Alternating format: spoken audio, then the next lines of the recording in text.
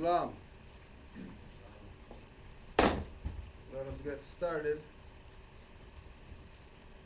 Let's face the east. 5 on the left, 2 on the right. Allah, the Father of the universe. Allah, the Father of the universe. Father of love. Father of love. Truth. Peace. Freedom. And justice. Allah is my protector. Allah is my protector. My guide. And my salvation. By night. And by day. Through his holy prophet. Noble Drew Ali. Islam.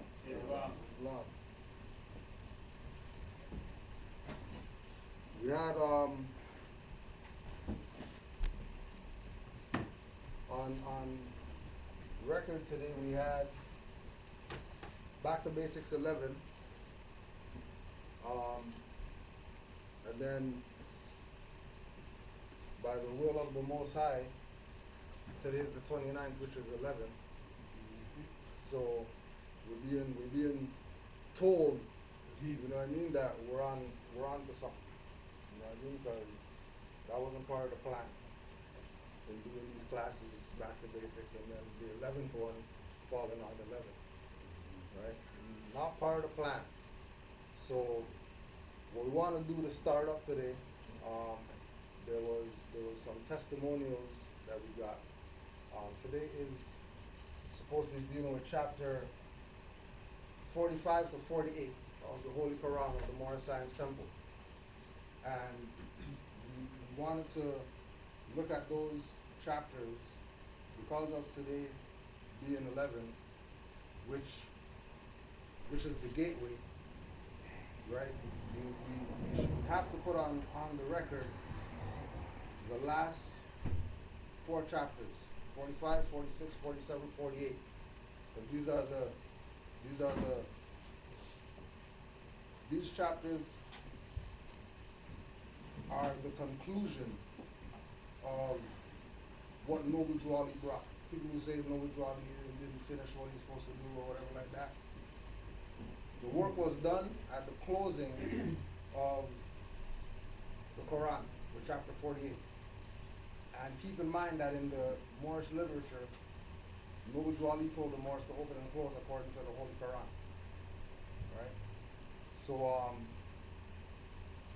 first we'll deal with some testimonials as a conclusion to why we say Moors, why we don't say black, Negro, colored, as a conclusion to do people know that we're Moors, or is it just us saying this and then nobody else knows? You know, peace more. And everything else. You know what I mean? That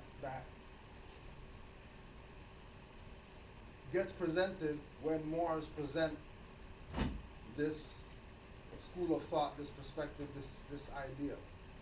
So since you're in the back playing Mufti, or you gonna go for it? All right. I'll go for it. So we got this going on. Yeah.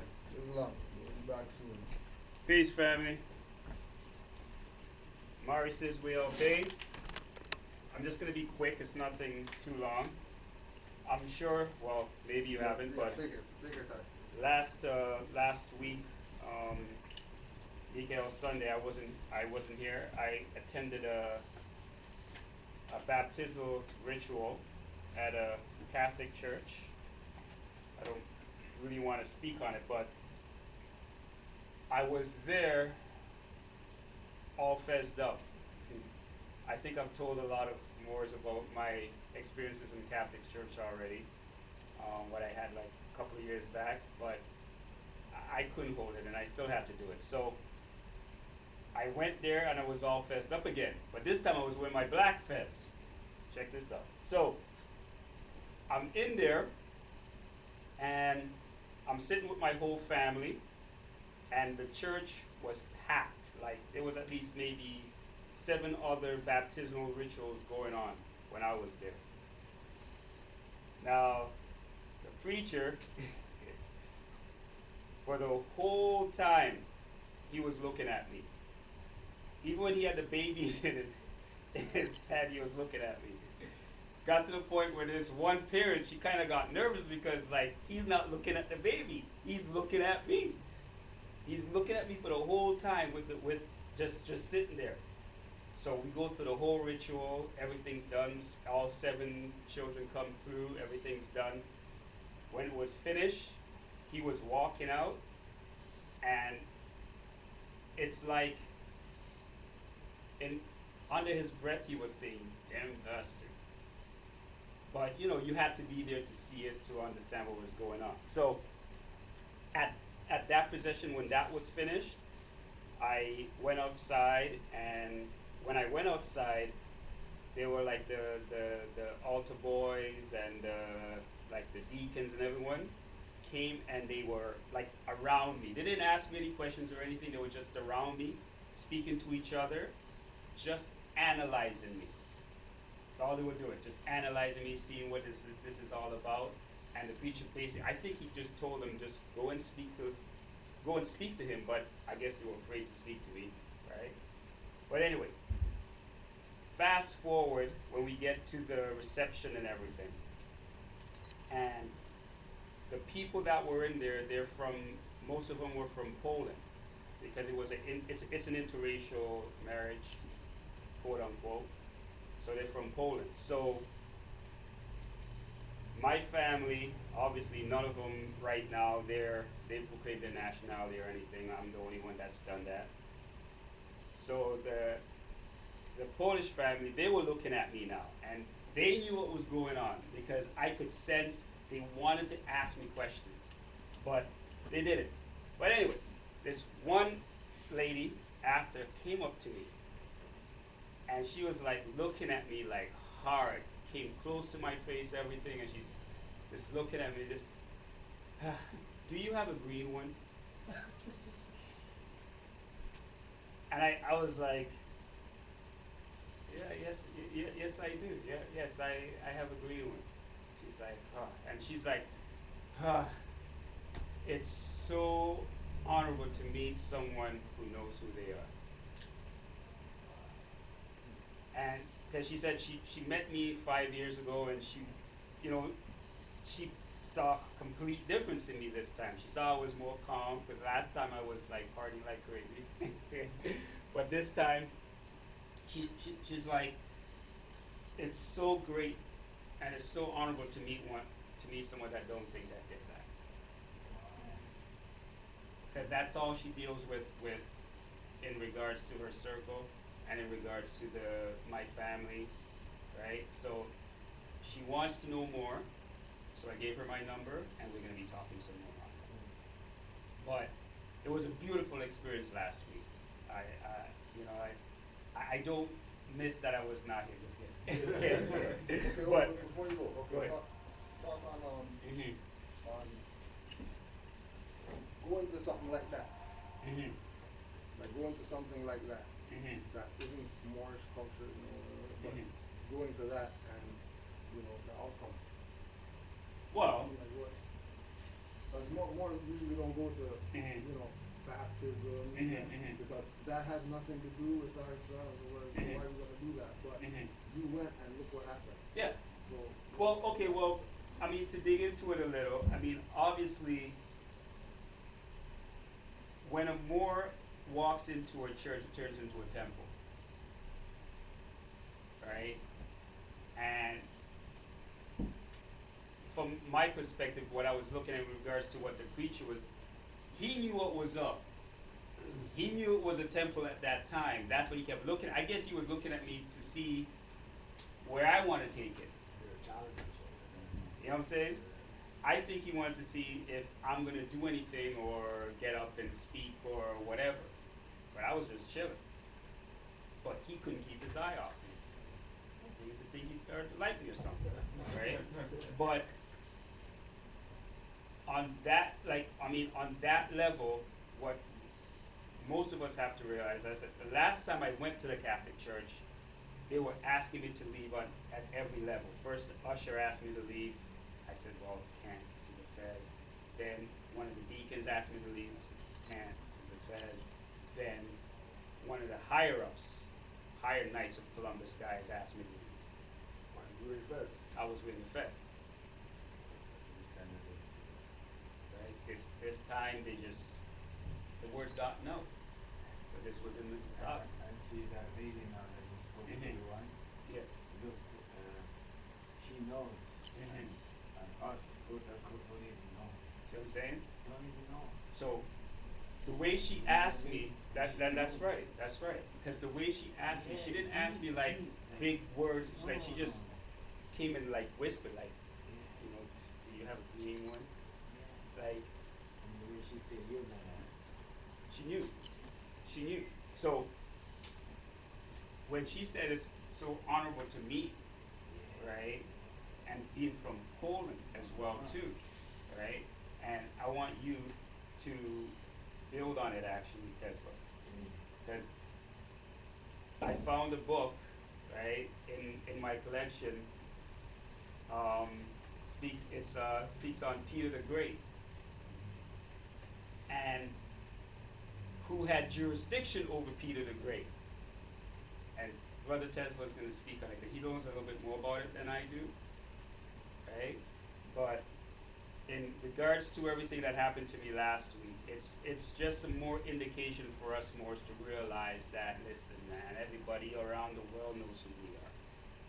And they ain't playing, and as I said, she said, it's so honorable to meet you. You know what I mean? So honorable to meet you. I'm glad to see that you're not. I'm glad to see that I'm not, you know, being black. But it's, I mean, for me, I've been through a lot. I've seen a lot, but it's like every time something new comes up, it's Refreshing. very refreshing. Because I was dead tired, like literally sleeping, standing up. But when she said that, I was awake. You know what I'm saying? But anyway, that's my testimony for the day. Probably have one next week again. Who knows? All right, Islam. Peace. Another thing to consider, something that we're stressing, something that we're stressing is what the master teacher just put out a few weeks ago, on the Conscious Black Guys Network, that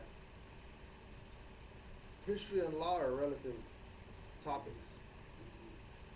The only individuals that get what this is and have no disagreement, no argument or whatever when it comes to Moors, fezzes, turbans, circle sevens, things relative to Moorish history are people who study history and law, or people who have nationalities.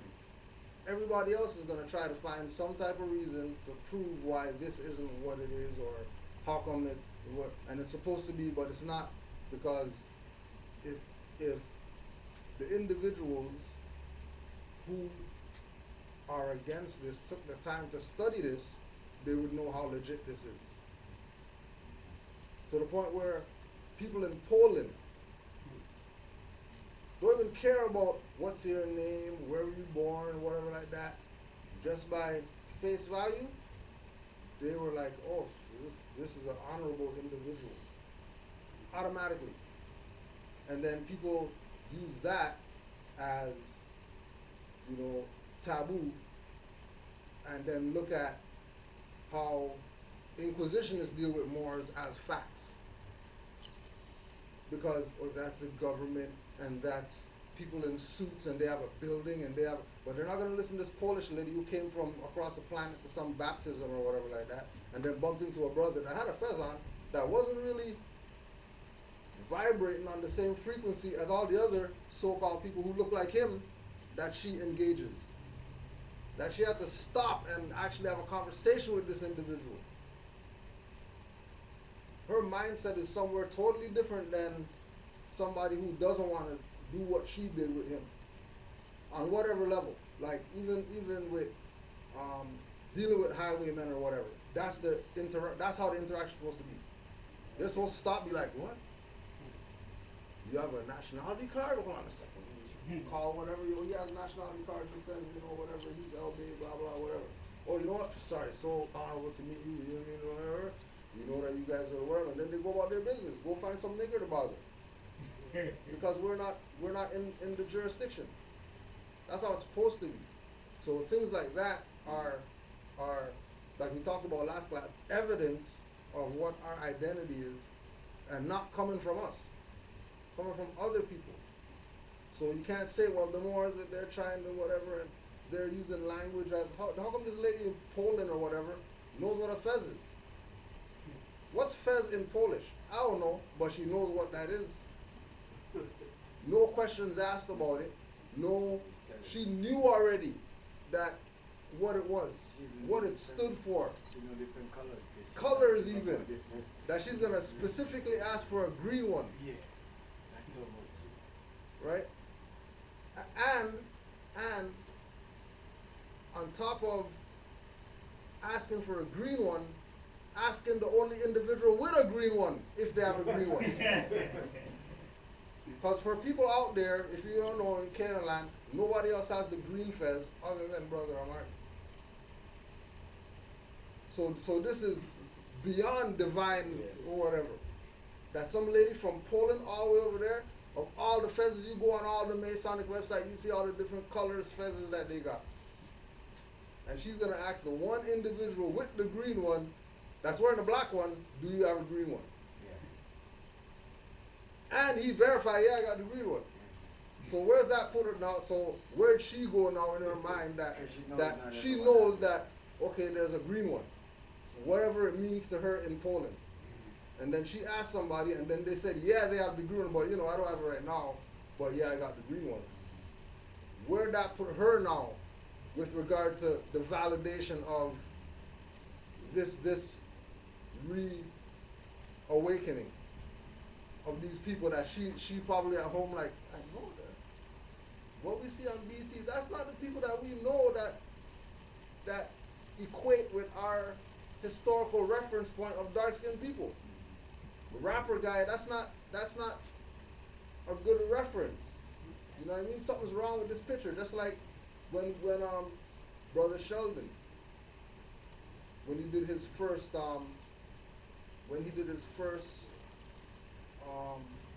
German Moors, and he was talking about the European that thought, well, we start calling you black, or you start calling yourself black. So we know you as Moors. Right? So it's something that they know. It's something that it's nothing that we have to prove, we have to put in. All this stuff that we're doing is to hopefully inspire other people who aren't on this info to get on this info. Right? Because that's the only salvation. There's a Polish lady at a baptism. You know what I mean? Roman Catholic. And then tie that right back in. You know, Poland, Roman Catholic, all that, tie that right back in with the Pope and all the stuff that he's coming out saying Christmas is a fraud, Jesus is a fraud, you know what I mean? Ain't no heaven, ain't no hell and all that stuff. Pope? That's losing it Pope? And people are not even really getting what's going on. That it's over. It's been over. Right? The little power that they have that they're parading around with is under disguise of they have power, because you know power is illusion. You know, Holy Quran again. You know, that's the lessons. That is really about force, and they don't got no force. They have power. That's what they always claim, and their power is starting to dissipate quickly. And the only thing that they can do is to get power is to give. And the biggest power that they can give anybody out here or whatever is truth. Let them know, you know, yeah, you guys going out Christmas shopping, people starving and stuff like that. People getting shot up, whatever. You go in and talk about, yeah, let's go get the sale, line up for 5 hours to go buy something. You know what I mean? It's like one of the Moors were saying. Ain't nothing wrong with Black Friday like that. Because if you really want something, you better go get it on that day because you're paying double for it next week. Yeah. So only an idiot isn't going to go get it when it's cheap. You know what I mean? Right? But it doesn't mean go stand in the line running over people.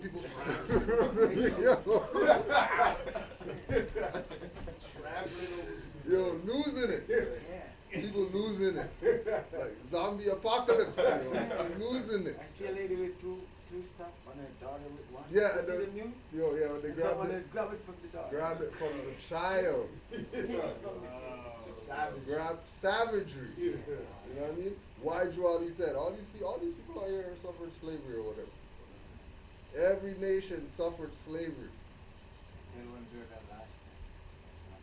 Yeah, She's listening. yeah. Because I tell her, you have a passport, eh? And what color is your eyes in your passport? She said it's dark brown. Then what, is it darker than your? She said, yeah, it's darker than this. But why didn't it say it's black when it's closer to black? That's the documentary. That's the one you Yeah. travel on. Be careful, girl. That's a good one. That's a good one. Her eyes, yeah. I didn't tell you that.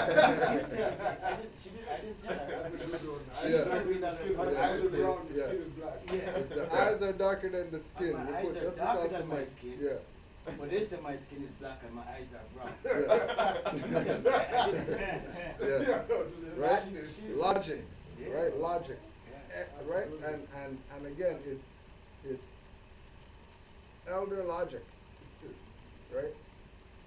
Common Elder sense that logic. some of the younger generation lies. Yep. Common sense that is not there. Okay? If the eyes are darker than the skin and the eyes are brown, you can't say that you're black. Impossible. And that's document. Your travel document. Yeah, yeah. To take you anywhere you go in the world. Anywhere you That's go in the document. world, That is verify, right? Yeah.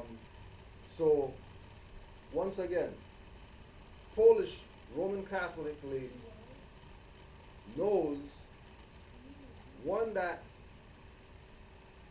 our people have a honorable whatever about them, right? Like that's just off the bat, right? So that's the measuring stick of our people for her is Brother Amari, because every other individual that she's engaged was not honorable to her. Now they might have had Fiat, they might have had nice car, but that doesn't equate to, right? And then that goes back again to Drew Ali, that, you know, money doesn't make the man. Free national standards and power make the man and the nation. Free national standards. Fez, free national standard. Knowing that you're not Negro, black, colored, or free national standard. Knowing that you're not a fiction, that you actually have historical representation around the world, that you can go to anybody and ask them about Moors and they'll tell you something. Positive, negative, irrelevant. They know about the Moors. Talking about Mohammedans, or they know what you're talking about when you say Mohammedans opposed to say Muslims. They know exactly where you're coming from when you say Sufi opposed to Sunni, Shiite, or whatever. They know exactly what you're talking about. When you say, you know, Maghreb instead of Morocco, right? They know where you're coming from, right? So the second testimonial is tied to three classes ago, when we were talking about Brother Obey's case. So during one of his trials, so-called trial or whatever, during one of his trials, there were witnesses present. So one of the witnesses that was present at that trial is who's going to be giving the testimonial, because at that trial, he got tickets, right? He got tickets because he was trying to, you know, stop a highwayman from violating Brother Obey's sister, who was another witness at the thing or whatever. People who have nothing to do with it, they're just there. They don't have they're not no papers. They weren't in the car with him or nothing like that. They just went to support at court. And then they went at those individuals, including the who we're gonna bring up, right? And then he had his trial now for the thing that's separate incident now from the initial thing with Brother Lanway that got dismissed or whatever like that. They threw out all that stuff, right? Now his stuff is coming up after, was a month, maybe 2 months after Lanre's thing, right? So the secondary, this is the boil over of that event, right? Yeah, right. So because what we realize out here is that one thing about with Moors in Canaanland, specifically jurisdiction of Toronto, Mississauga, Brampton, Hamilton, surrounding areas, one thing they know is that we're here and we are going to present ourselves to their whoever comes and engages us. Whatever level, whether it's low level, local police, whatever like that, or whether it's court, judge, prosecutor, or whatever like that, they're going to get some kind of paper sent to them. They're going to have somebody visit them that has Fezan, that has nationality card, that's talking from the perspective how we talk, right? So they take it upon themselves to disguise, they want to disguise letting other people not know about this with abusing us,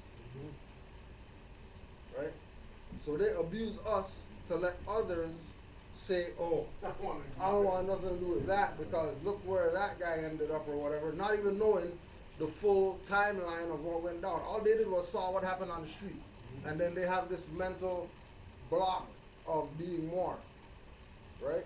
But then if they go check the record, they're going to find out that, there's no transcript for that court thing that happened out there or that violation or whatever like that. Nothing's in the record with the court, right? Whether you pull up the straw name or whether you pull up three national names, there's going to be nothing in there, right? They're taking the position of literally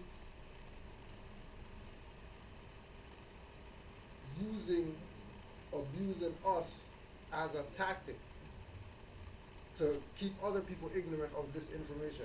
Even though they can't stop it, people are waking up, you know what I mean? Like, it's inevitable what's going to go down. But they have to try. They have to attempt to do whatever it is that they do. So our thing is to get people to realize that when we have individuals that risk their life for the cause to prove to people that this is legit or whatever like that, you know what I mean? We give them an opportunity to put their stuff out there because all it's going to do is going to be empowering people who are already on this. Forget the people who don't know. But the ones who are on this already, and they see more and more stepping up, talking about, I went to court yesterday, I went to put on a nationality card, bam, stuff's over. Went to do whatever, send writ to this people, and these people said whatever, bam, stuff's over. You know what I mean? Not for Morris to take that as, you went to the court and did it? What paperwork did you use? Let me see your paperwork. No, that's not what, because his paperwork is what he used. If he even used paperwork, right? Because some Morris, they're dealing with this divine first. They're not even sending no paperwork or nothing, and their stuff's getting dismissed, right? And then again, go back to the same thing that, not because that individual did that means, that's how I'm gonna go do my stuff or whatever, because, that's a frequency, it's a vibration. So, brother, tell us your thing. Islam. Thanks. You need the board. Peace, family. And you're gonna have to talk up a little because the mic's kind of. All right. Give thanks to the Honorable Prophet Noble Drew Ali for paving the way, letting us know that we're not Negro, Black, and colored. So just to touch on what Cujo was saying, the first thing is always divine. It's always where you stand in terms of you and your spiritual sort of karma. So you have to know if you deserve to move through a thing with a certain amount of difficulty, and if you have what it takes to move through it. You know what I mean? So that brings me to my situation, which, like Cujo was saying, I was at a case supporting brother Lanre. Big up to Lanre Odingbe Bay, 1206 Studios, peace. I was there to bear witness, to support the brother as we do, and happened, just as a note, I happened not to be wearing my fez that day. So I was there, which, um, just as a note, it's good to have the fez on. It's definitely an indicator, and you can avoid some trouble, but that's not a rule. I'm not putting that out there. I'm just saying that it's an indicator, right? And when you don't have it on, just know that okay, That's it. you can be that could be an indicator as well. I'm aware of this. I've been around for a little while. However, knowing knowing what had gone on with that case, it may have been wiser. But all the same, it's a good experience, and it happened because it's supposed to happen. So, what happened was, I'm there. I arrived shortly before the sister, Laundry's sister. I actually came up the elevator with her. She was a little parallel from what had happened earlier. She wasn't confident based on some incidences that had happened previous. So I came up the elevator with her, and I was in the lobby with her for a short period of time. And then she was taken by a couple port agents, and they brought her. They were trying to bring her to the back of the lobby. So I'm following and just bearing witness. Eventually, I have my phone out. Now there's a sign somewhere that says no phones in the courtrooms.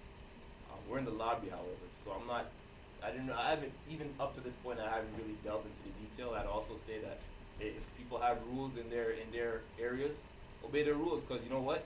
That's just their small little portion of their jurisdiction, and they will defend it seriously, as I came to find out. So I hadn't really recorded anything per se, but before I knew it, the same agent had taken her, turned around, told me to put it away. I was actually going to put it away. Before I knew it, I was on the ground, face down on the ground, because there was another agent behind me who had taken my feet out, pulling my flat on the ground. They were escalating the situation to make it seem like I was resisting. I wasn't really. I realized, shoot, they got me. Like, there's no, you know what I mean. And so just quickly, my mind was working, realizing, okay, I don't have my fez on, but they're probably aware. I think I was at a previous trial of laundry, so there may have been some recognition by some of these guys that I was with laundry, and that it'd be good maybe to take a picture, whatever. They took the phone. They had me detain me. They detained Laundry's sister as well. And they wasted my day, basically, had me in a lockup in one of the downtown divisions for the whole day. The trial was in the morning. I didn't get out till 7 p.m. However, just quickly to note, on the way, so for instance, they didn't read me my rights right away in the lobby. They read rights later on when I was downstairs below. This was at College Park Court, so it was below College Park in the basement. Asked if, read your rights, and asked if you understand. I didn't respond because are you gonna come half hour later? So this is all, I'm first of all, right away, my teaching tells me, I'm in a situation to just meditate. So I'm meditating in the cell. They come, they bring the rights. I don't respond. They feel an attitude, but to me it's not attitude. It's just business. No, I do not stand under those stipulations, whatever. Not at this point. However, there was a transporting officer who was to bring me from College Park to the division where I was to be held for the day. And I quickly realized that he was by himself. Two, he was a younger dude of what I came to find out was Egyptian heritage. Okay, so I realized, first of all, yes, we're Moors. Yes, we this is our homeland. This is I was born in Toronto. This is my homeland. My home region, even if you want to put it that way. However, again, certain, especially when you're talking about the downtown core, this is a very prized, pseudo jurisdiction. So you have to be aware of your surroundings. You have to be aware of what's going on, and at that point, I was in no position to, behave unfoolishly or unwisely, or that I had any sort of serious power. However, you have to, I was thinking, well, let me be like Hansel and Gretel, and leave those breadcrumbs, so that when I deal with the issue, which is in the courtroom, on the record, the only place that the issue is dealt with, that the details of the issue are toward my favor, first of all, even though we're not even looking to have to deal with it, which I didn't have to, right? So, dropping the breadcrumbs, part of that was that just asking the brother, the agent, what's your name? This is me. Which I introduced myself to him, right? Which is the reverse of what the agents did to me in the lobby. Right? I didn't get no names, no badge, no nothing. So I said, you know what? Kill him with kindness, right? And it's not even the same individual anyway, so whatever. Let me just maintain respect for somebody who I'm just meeting. So he actually says, he says, well, I think he said, well, I'm not supposed to tell you, but he kind of glanced at me real quick and saw how calm I was composed. He told me his name, first and last name. Okay. He made a mental note. I didn't even have to write it down. I could tell you today, but that's beside the point. So, remembered his name and had a conversation, explaining to him who I was. I'm indigenous, Moorish American. Where you from? Like families from here. And some of my family's from one part, some of my family's from another part of the land. Where are you from? Oh, he said, well, I'm from Egypt originally, my heritage, grew up in Toronto. Okay, cool, So he started asking me some questions, and he said, well, he told me, well, I had dealt with the Moor, because when he first came in, he had a similar sort of attitude. There's a bunch of them there in the below College Park. Kind of, this sort of stereotypical police, okay, I'm, the tough guy, like I'm come to take you, but, I diffused it almost immediately, and when we were in the cruiser together, it was very calm, just very, just a conversation, right? He said, yeah, I dealt with him more not too long ago, and, he seemed like he was kind of, aggressive or whatever. I said, oh, well, it's just personal, like, that's him, this is me, like, whatever. Yeah, okay, he started, asked a few questions, like, what's it about? I said, well, Buju Ali is our prophet, told us that we're not Negro, black, and colored. You're Egyptian, you have a nationality, I'm Moorish American, I have a nationality. Yeah, okay, yeah. He kind of, so in other words, there's agreement there, because we're just building on basic things that human beings agree to. But it's also part of the detail. In fact, in my mind, before this most recent appearance where they dropped everything, that's one of my strategies that I'm going through in my mind, is that, well, if I really have to go into the details of the case, or if I decide to do that, right, trying to maintain control, right, at all times, that, the first official interaction with any Toronto police was with this dude. So my first official interaction was with somebody, well, I fully explained who I am and my jurisdiction, and they agreed, then what is there to, okay? So now, I get to the station, and by this time, pretty much, we're cool. Like, we had this conversation. They bring me in, so forth. He goes on about his business. I deal with some other agents who, again, have a bit of an attitude that try to be polite. However, they're on their, well, this is the procedure. This is my job. And I said, you know what? I'm Moorish American, so on and so forth. This is the supervisor on duty. He looks at me and says, what's that? That's not a nationality. Yeah, mental note. I think I said something. I said, you can't say that like that. That's genocide. Like, you can't say that. But I didn't fight about it. Just put it on the record. Look, that's my nationality. And so he said whatever. I said whatever. So eventually I get out. There's a few dates booked. First date, they said, well, we have first or second date, they said, well, we have an offer. They said, be of good behavior and stay away from College Park Court, at least 150 meters from College Park Court.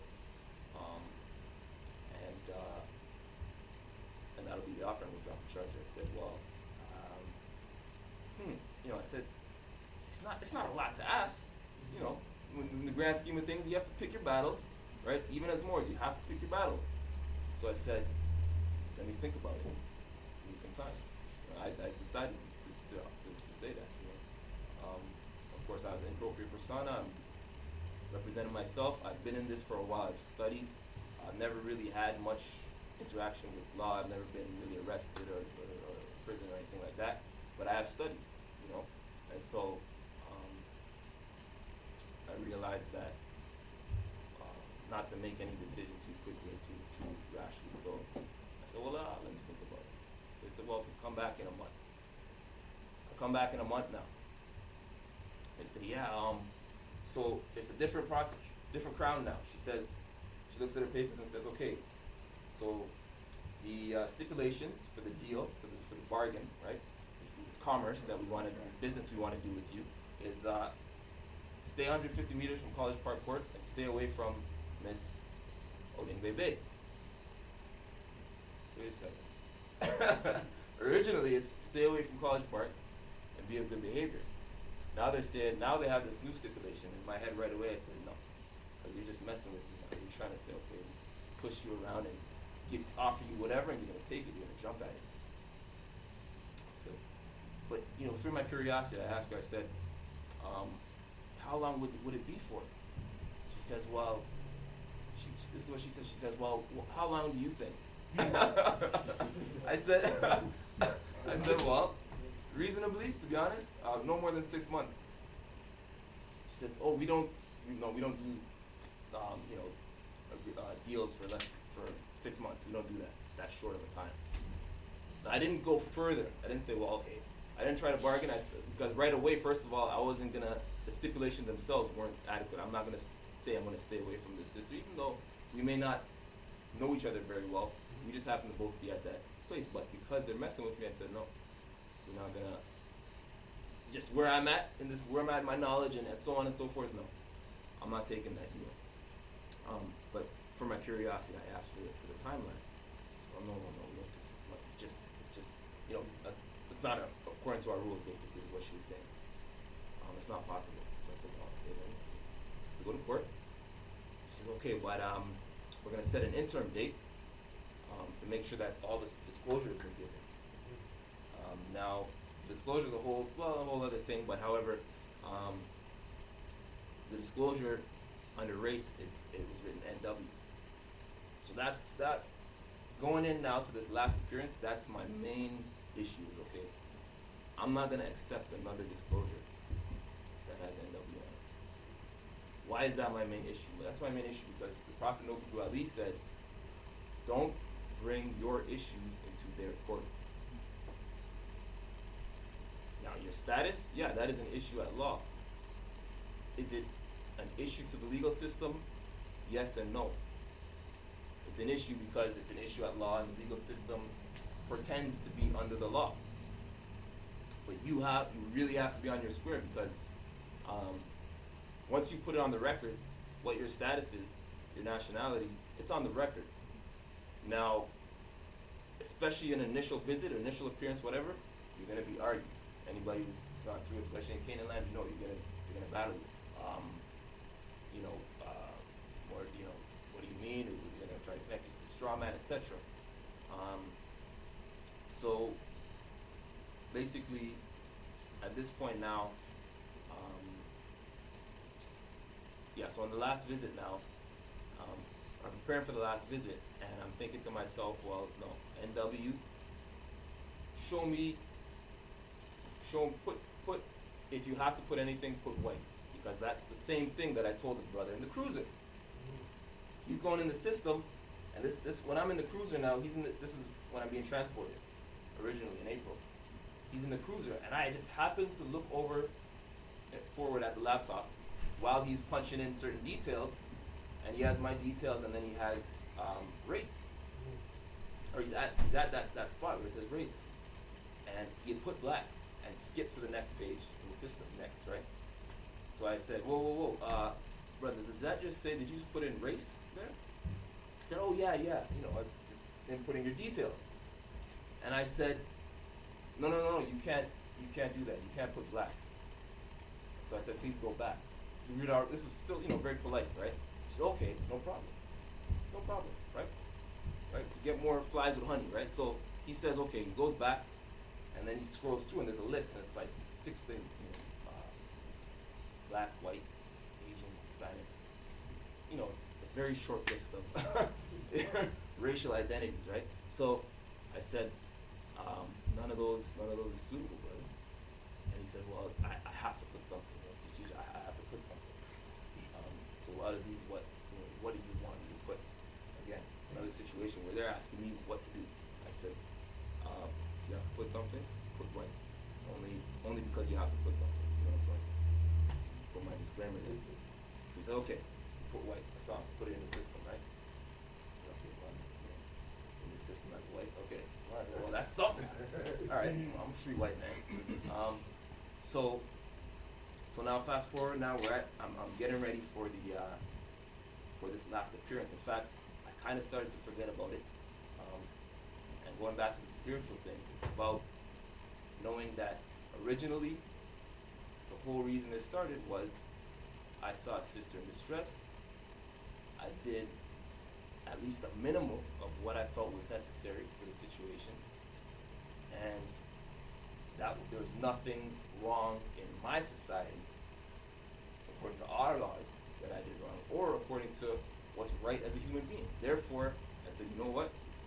Allah's on my side. I'm not really guilty. So, over the time, I said, you know what? They're gonna drop it, or Allah's gonna bring me through what He has to bring me through, but only for the fact that He's got my back, right? So I said, all right. So I started to forget, and a couple days before now, I realized, oh shoot, the date's coming up. All right, well, cool. Another thing, the date. Another thing. When they were gonna set the trial date, right? After they offered me the second offer, and I said, no, I'm not taking that offer. We go back into the courtroom. They said, okay, well, the Moor wants to set a date. I said, yeah, I want to set a date for the trial. I don't want to take the offer. They said,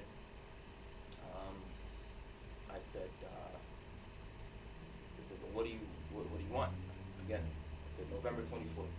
I strategized what day. I've been thinking about it, right? Very important. Again, your time is everything. Your time. Think about how valuable your time is. Value yourself, right? I sat down. I looked at my schedule, my work schedule. I looked at the stars. I looked at everything that I could think that to line up myself properly. I didn't just say, well, okay, I'll go in and see what dates they have. No, this is my date that I want. I happen to be fasting, so my mind has a certain clarity that's similar, that takes precedence in these situations and in these environments. And so I said, okay, November 24th. They said, no, we can't do November 24th. So then it ended up being January sometime.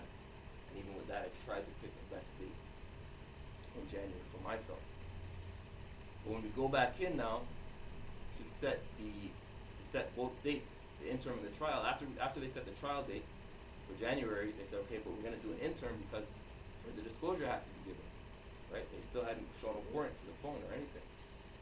And they said, well, it could be sometime in October, November. I said, no, I didn't even say it.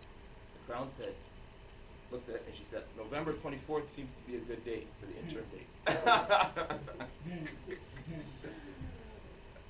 JP says, sir, is that a good day for you? I said, perfect. So now we come to November 24th, just earlier this week.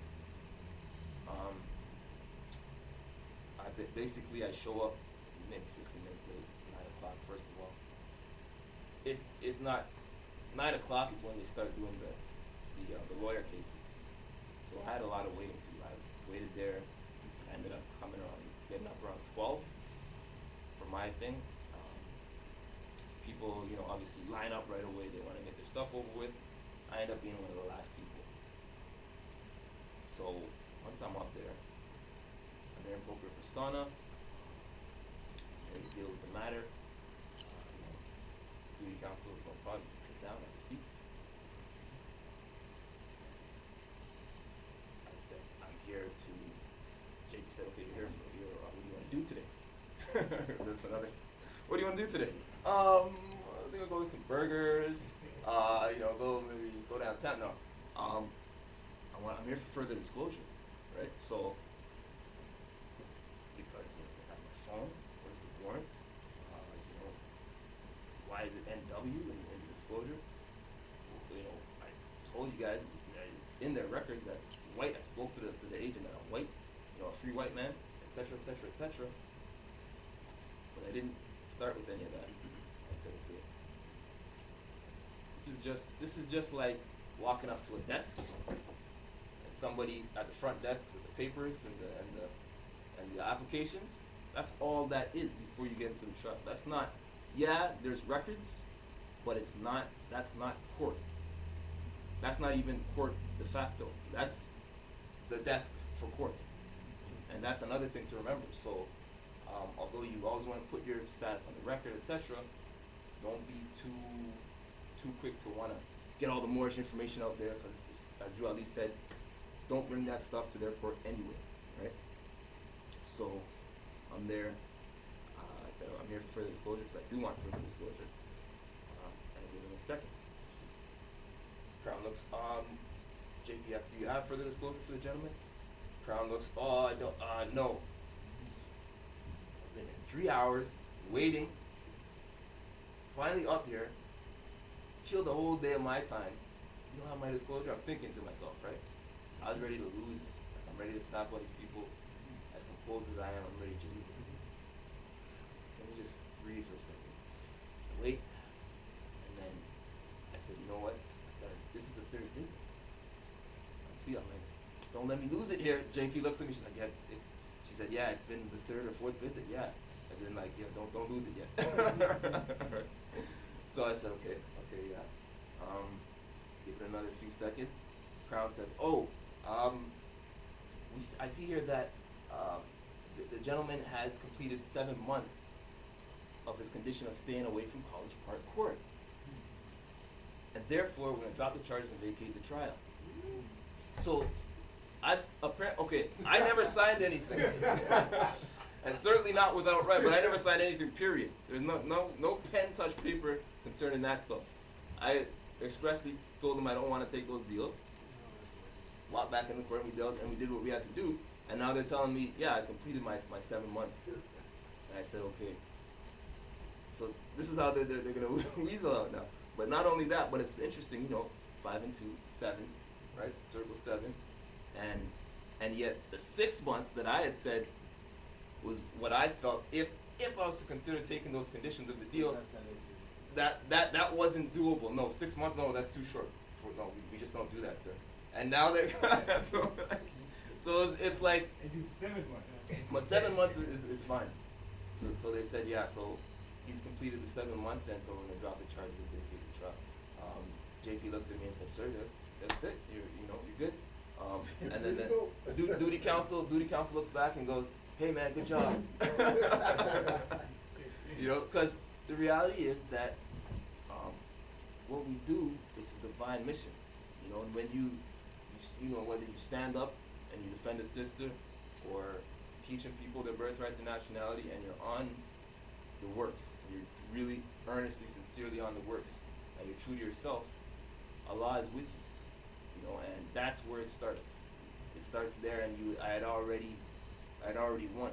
You know what I mean? I was just there to bear witness, and even just to be able to tell a story, a story, an allegory to you. It's new Moors coming in to know that, get it right up here, get it right in here, and then, work with everything else afterward.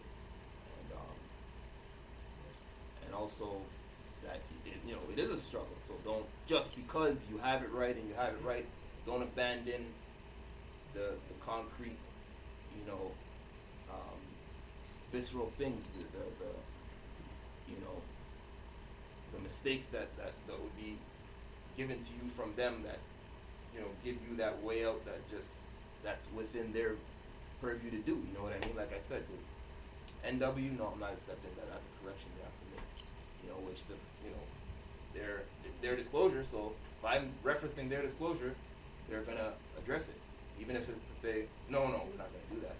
At least they're gonna say, well, what do you mean? Let's take a look. Oh, and well, MW just means whatever, blah blah blah blah. Well, that's something to discuss, right? Moorish nationality birthrights is not in Canaanland. In these kangaroo courts, it's not something that's really, in a sense, discussed. It's something that's established by you only. And what you do with it, right? What I did with it was to put it there and say, look, this is the real. Are you about a future where your children are, have to deal with niggerism for the rest of their lives, or your future where people will start to realizing and learning their birthrights and nationality, and the indigenous people of the land are back in their proper place and in their right mind, and things can go well with the place because the indigenous people are doing well. When the indigenous people are doing well, the places are going to do well. So you're going to have people who are going to be glad to see you. Hey man, good job. You know what I mean? Or, you know what I mean? Decide, well, okay, shoot. Let's drop the charge, but of course, we still got to hold to our oaths and our this and our that, and keeping the so we'll just put, okay, well, when 7 months comes up, we'll just drop it and say 7 months. Right? Because they don't really want to stop you from doing the works. Some do, some don't. You can't really say who, but you deal with things as they come, and always like I said, start from the divine first. You need to get the spiritual part down, and then study. So that was that. Yeah. So and now to touch on what Amari was saying, as far as birthrights and nationality, once you have the spiritual right, then you have the natural. You know what I mean? And natural means natal, means the womb, means nation. And so, if you know what your foremothers and forefathers were before you, that is what you are without doubt or contradiction. And as Omari was saying, people recognize the feds. People recognize you in the feds.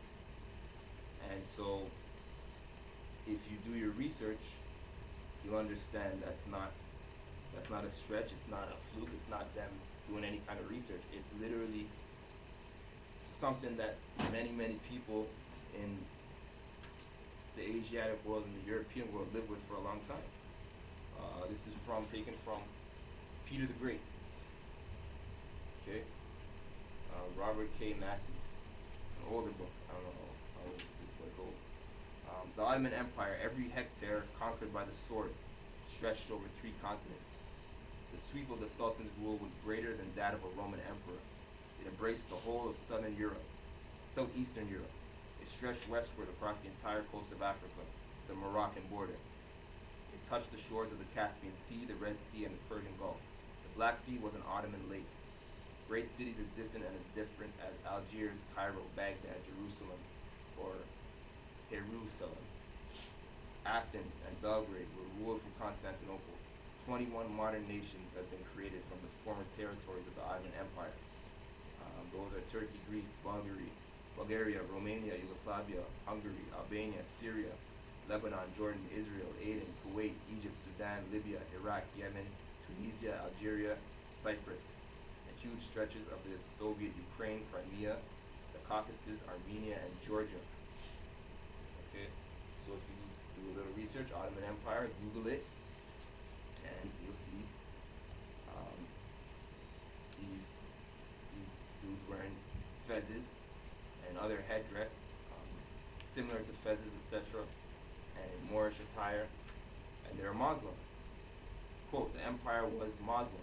It's surrounded in the heart of Arabia, the holy cities of Mecca and Medina, whose sacred shrines it was the Sultan's personal responsibility as caliph to protect.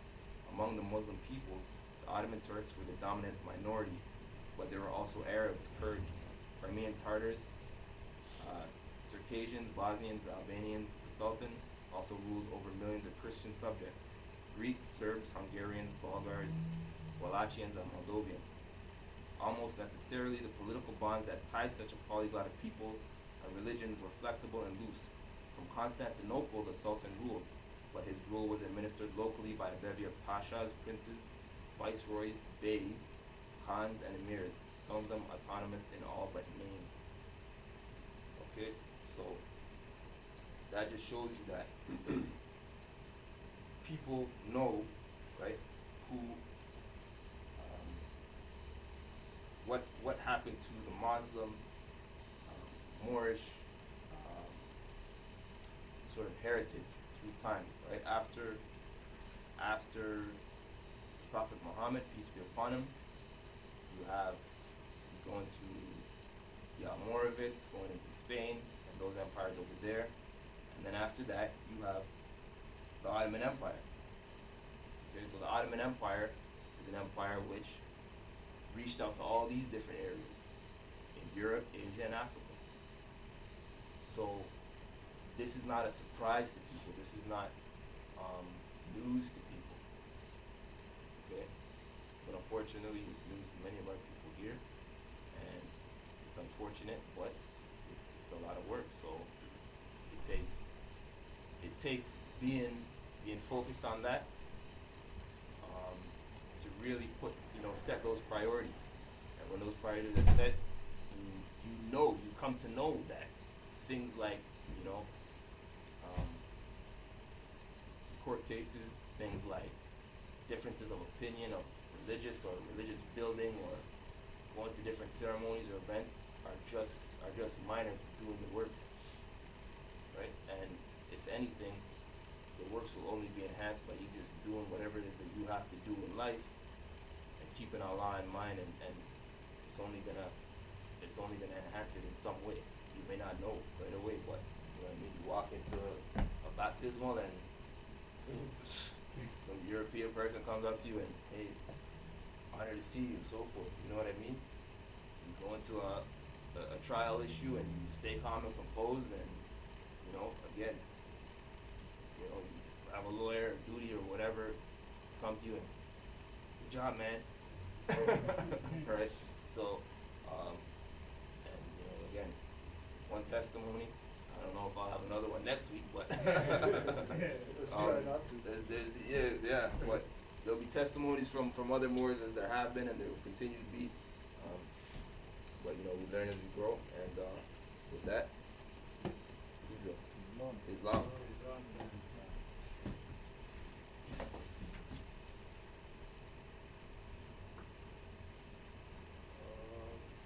If you don't have yours, there's some Qurans up there, just so we could follow along. This is where we're going now, chapter 45 to chapter 48.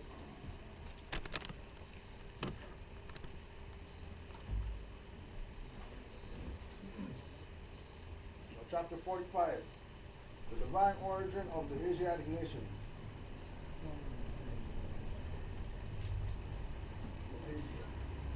Please.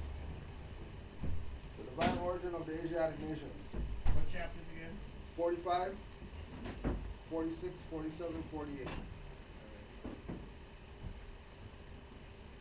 The divine origin of the Asiatic nation. The fallen sons and daughters of the Asiatic nation of North America need to learn to love instead of hate. So the first lesson. Okay? That the fallen sons and daughters of the Asiatic nation. So we're going into all these people that have this classification as Negro, black, colored, African, whatever they call themselves. Right? It's acknowledged that these are the fallen people. Right? So being that they're fallen, already the international community, the world community is not going to give them any acknowledgement because they're classified and acknowledged as being fallen.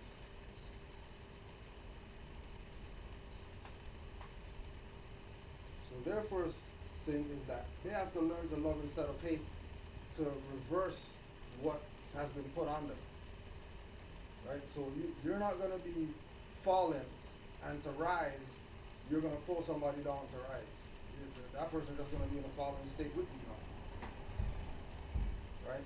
The objective is, it starts with self, and then when you correct self, then you can correct others.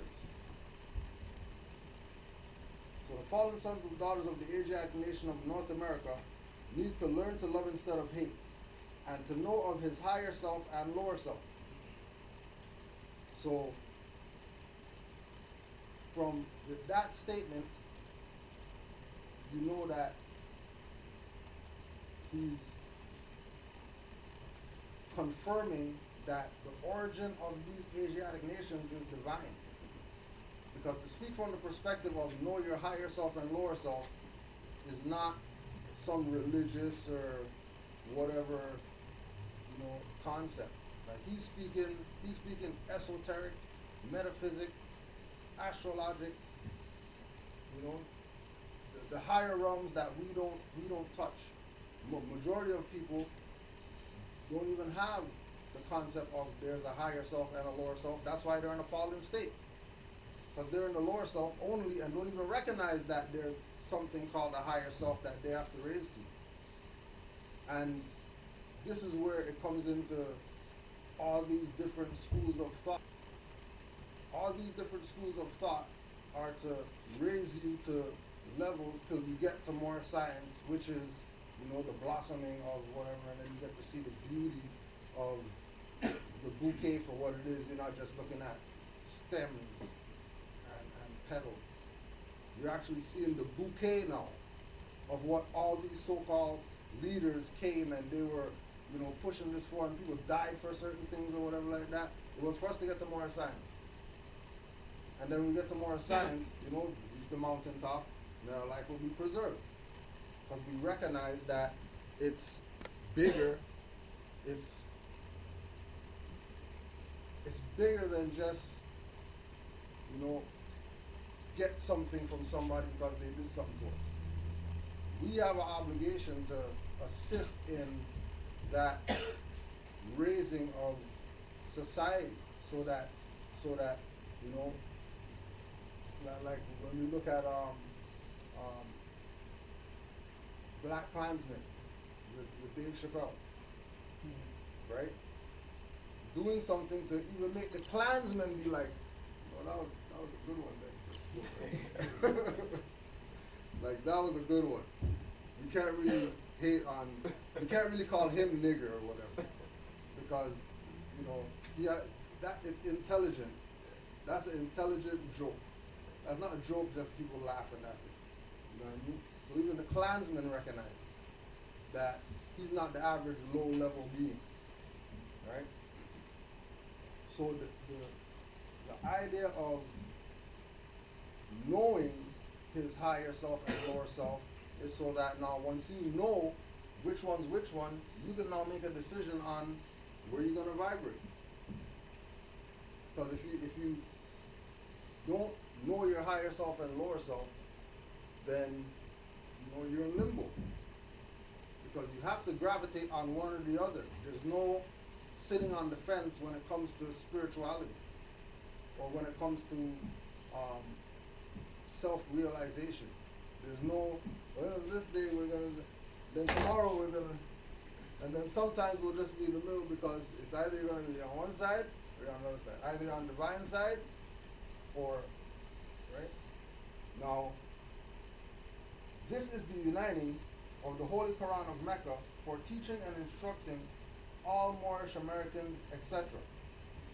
The key of civilization was and is in the hands of the Asiatic nations, the Moorish, who were the ancient Moabites and the founders of the holy city of Mecca.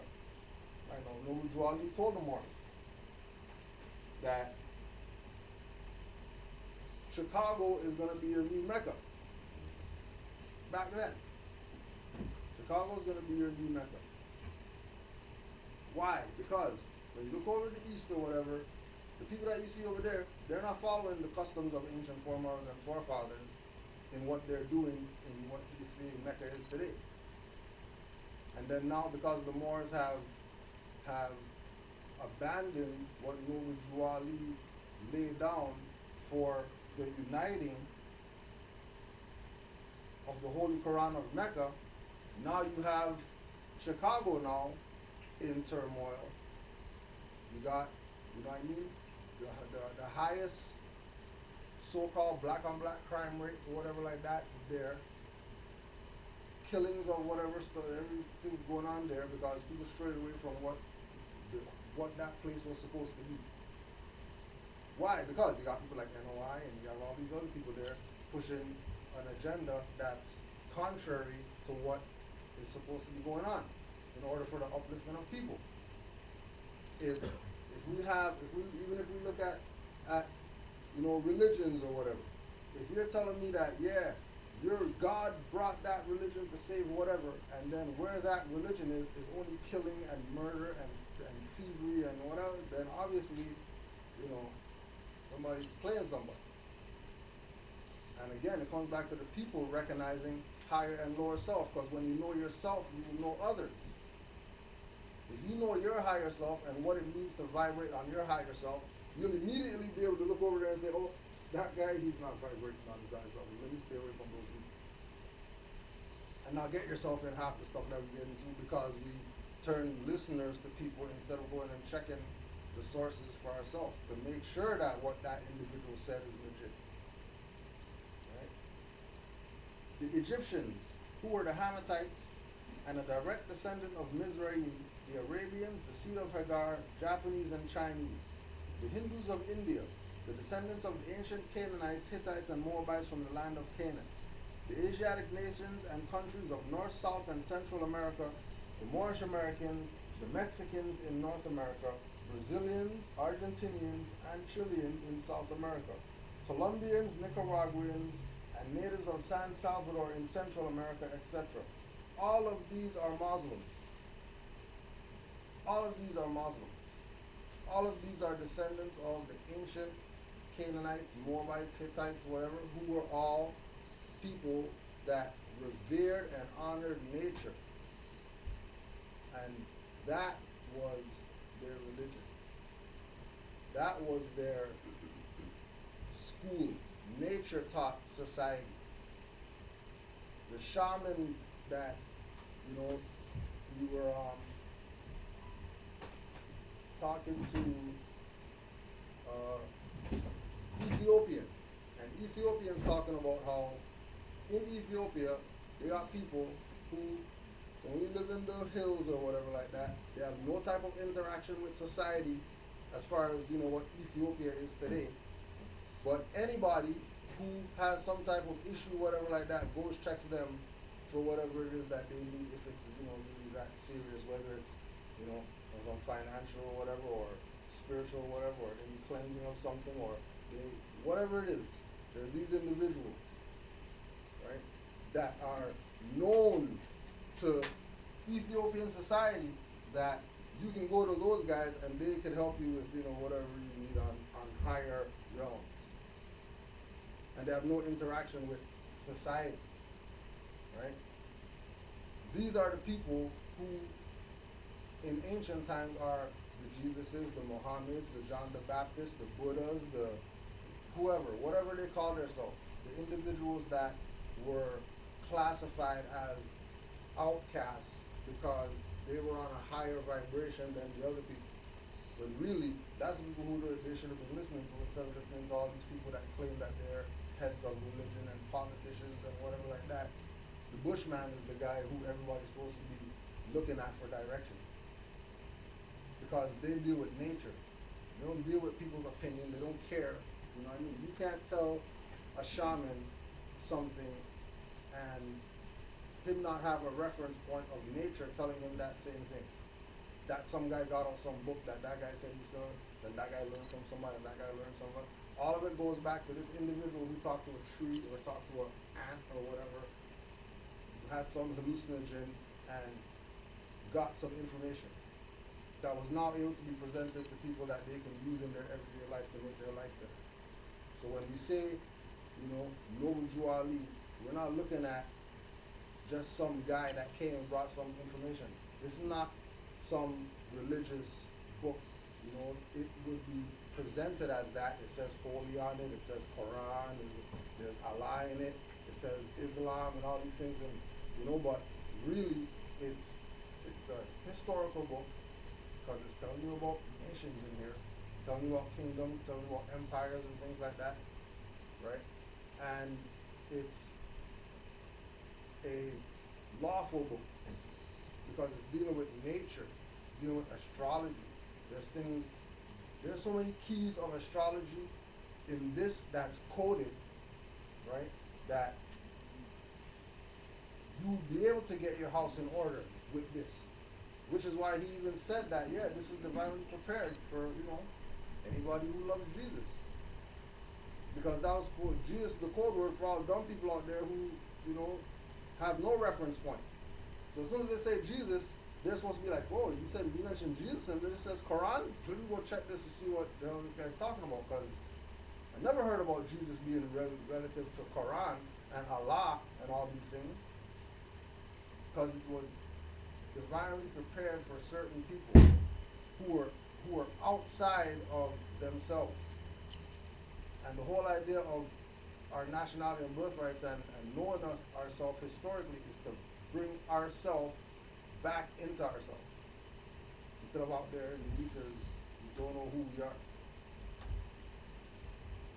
The Turks are the true descendants of Hagar, who are the chief protectors of the Islamic creed of Mecca, beginning from Muhammad I, the founder of the uniting of Islam by the command of the great universal God Allah. Chapter 46, the beginning of Christianity. The foundation of Christianity began in Rome. The Roman nations founded the first church, of whom crucified Jesus of Nazareth were seeking to redeem his people from under the Roman yoke and law. Jesus himself was of the true blood of the ancient Canaanites and Moabites and the inhabitants of Africa, seeking to redeem his people in those days from the pressure of the pale-skinned nations of Europe. Rome crucified him according to their law. Right? So again, we're not even looking at the individuals who are so-called elite or whatever as de facto. Right? We'll just say that they have their own jurisdiction. And with Brother Tesba's situation, they tried to persecute him according to their law, that he obstructed some police or whatever, that he had a recording device. He's not supposed to have a recording because the sign right there says no recording, right? But he has his own law that was passed down to him from the ancient foremothers and forefathers that predate these people here who say that they're dealing with law. So now that conflict is going to be resolved with the individual with subordinate claims stepping down, which is what they did in his situation. They said, he did it 6 months or 7 months or whatever, so he's free to go. We're going to drop all the charges, right? Under the guise that, he adhered to their law. So since he adhered to their law, they're going to dismiss it. Well, no, they didn't dismiss it because they don't have jurisdiction. And if they came out and said we don't have jurisdiction, then that'll let everybody else out there know that, hold on a second. So this stuff that these Moors are talking about is actually real. Like it's actually something legitimate that actually works like that. Like you can just go in there, say that you're a Moor, and then they say, oh, sorry, we don't have no jurisdiction, and vacate. Because we're not talking about, when you hear Moors have court or whatever, and they go to court, and, their situation gets resolved. And then they say, we went to court, and then he got dismissed or whatever. They vacated in his thing. Oh yeah, just check vacated. They vacated. They said out of their mouth, we vacate our position. We're throwing out everything. But they didn't just leave that they threw everything out. They also vacated. Right? More the lines of abandonment. Right? They are leaving no stones unturned for him to go turn them over. because they already know that his position is, well, calling out all their misrepresentations.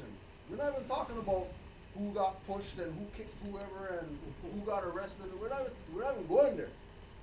We're talking about who are these individuals that are going around parading like they have some type of authority and don't, and then exercise their authority on an individual who, in the car,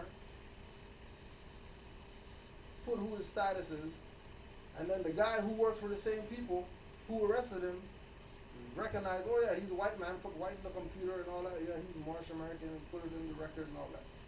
Same thing like they did with Brother Obey. Why they're gonna say that, okay, well, we stopped him because of, drinking, driving or whatever, but he never had a license.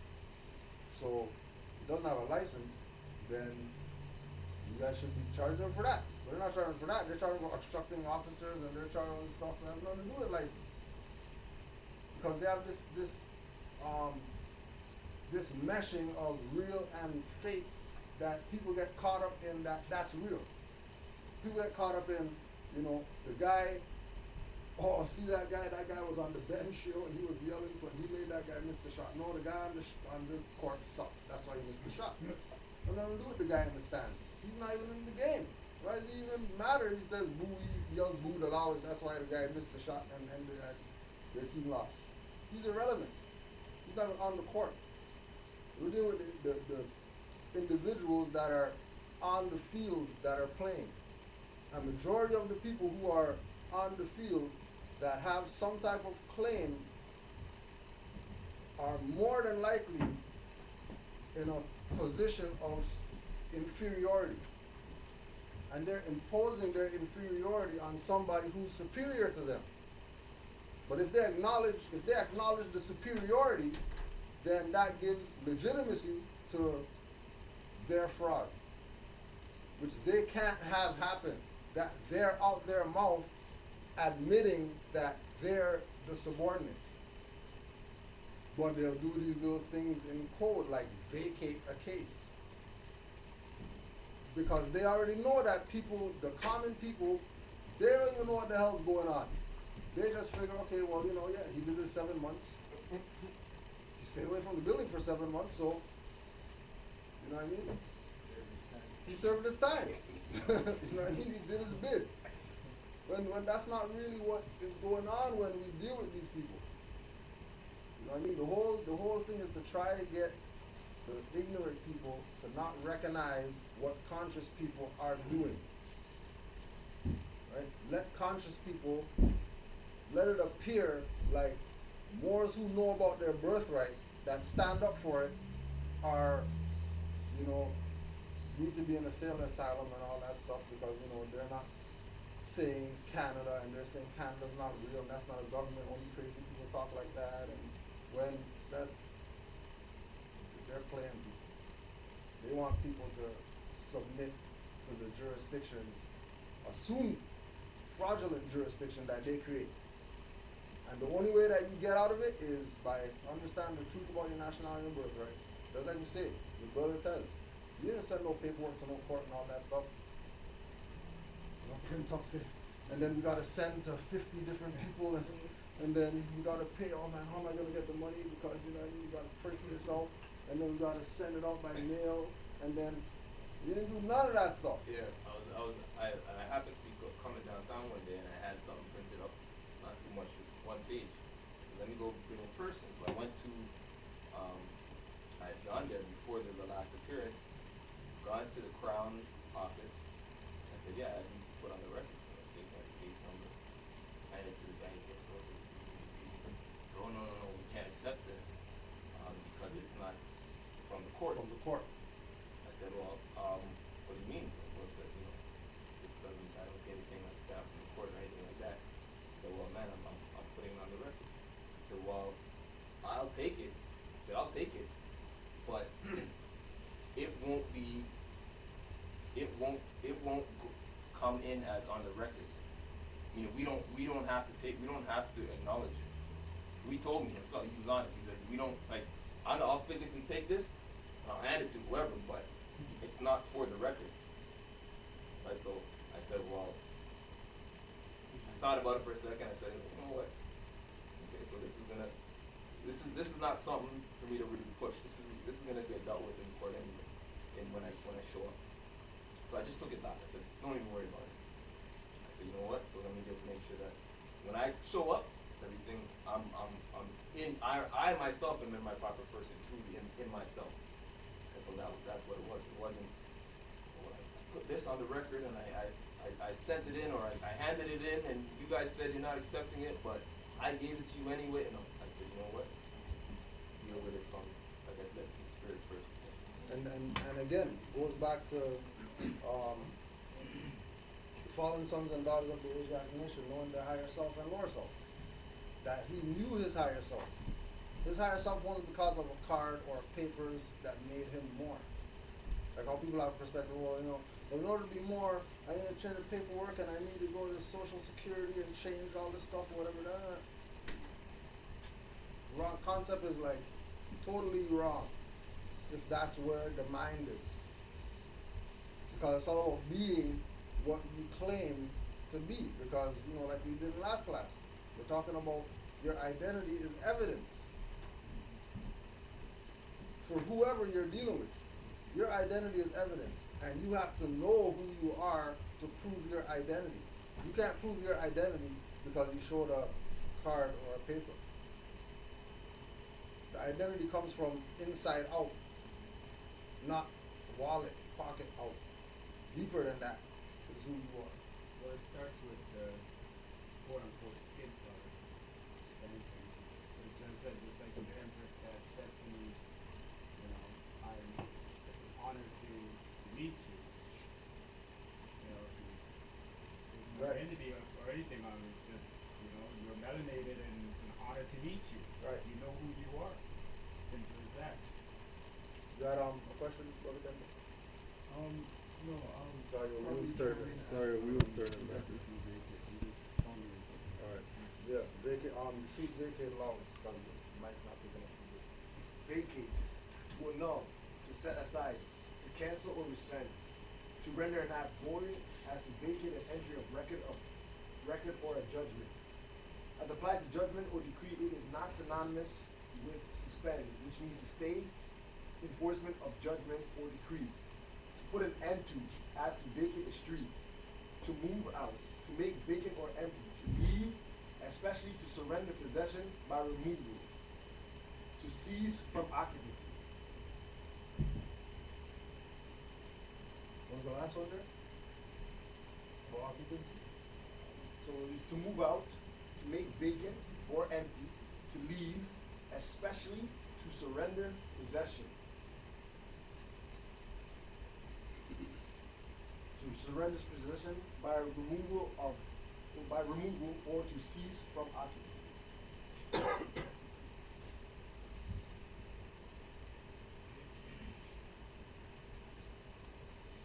Yeah, so the other thing that we have to remember is that in the history of let's say in the history of Noble Drew Ali doing his missionary work throughout the Americas, it is a documented fact amongst Masonic quote-unquote circles of who he is as far as Noble Drew Ali. They know who he is. He's not somebody that they don't know who he is. Right? Now, yeah. For Tesla's case, the reasons why they're not taking the documents is because he hasn't amended. He has to amend the document in the case. Yeah, if he's using their, No, if he's he using can their actually- stuff. No, he can actually amend his documents because he's not from, he's a foreign, according to them, he's foreign. Right. Yeah, So- to their jurisdiction or whatever, right? So he's allowed to, by law, amend the documents in the case. It's about international law now. Right. Right. That's all they say that it's international jurisdiction, and to amend the documents, and they have to do it. Right, and then also too on that level with them not being international, the paperwork going in sort of puts them in the position of, they're in the corner now. Because they're not really international. They're a private corporation that have nothing to do with law or anything like that. So he shouldn't even have to go there to put any papers in. As soon as they say the papers, it should have been dismissed from that point. Of the papers just going in, it should have been dismissed. Because it's diversity. But because of the color of authority, color of law, color of activity, color of office, color of everything that they do, they're gonna exercise like they don't know what you're talking about. They don't know what perspective you're coming from. But we saw this case over here that says, that Moors are sovereign citizens, and stuff. They're gonna go into other things to try to get away from the fact that they're running a fraud. Initially, just by having that building and saying that they're, sanctioned by the municipal jurisdiction, they're running fraud. Because even if we look at Ontario Court and all these things, even though they say, oh yeah, we're a provincial court, superior court or whatever, it's being held in a municipal venue. It's not being held in a provincial venue. So being that it's held in a how's somebody subordinate gonna be in a more subordinate venue and claim authority in it when it's already subordinate? They would have to bring the subordinate into the superior jurisdiction. They would have to bring all the municipal cases into provincial court if it's about provincial court. Like why are the provincial cases being held in a municipal jurisdiction? Right?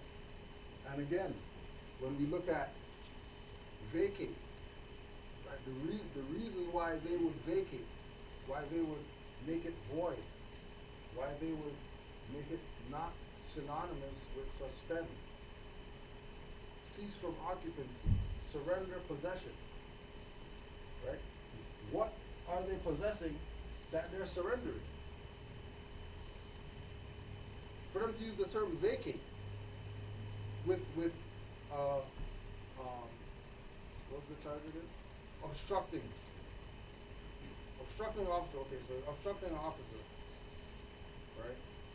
So you're stopping the officer from carrying on their duty. Okay, well, their duty as a quote-unquote officer is to protect the municipal corporation, not the people. So they're trying to protect the municipal corporation. What are they protecting the municipal? They're correcting the municipal corporation from the individual that has the capacity to make the municipal jurisdiction appear municipal, to be seen for what it is, instead of the facade of what it is. And then people go with the facade part of it.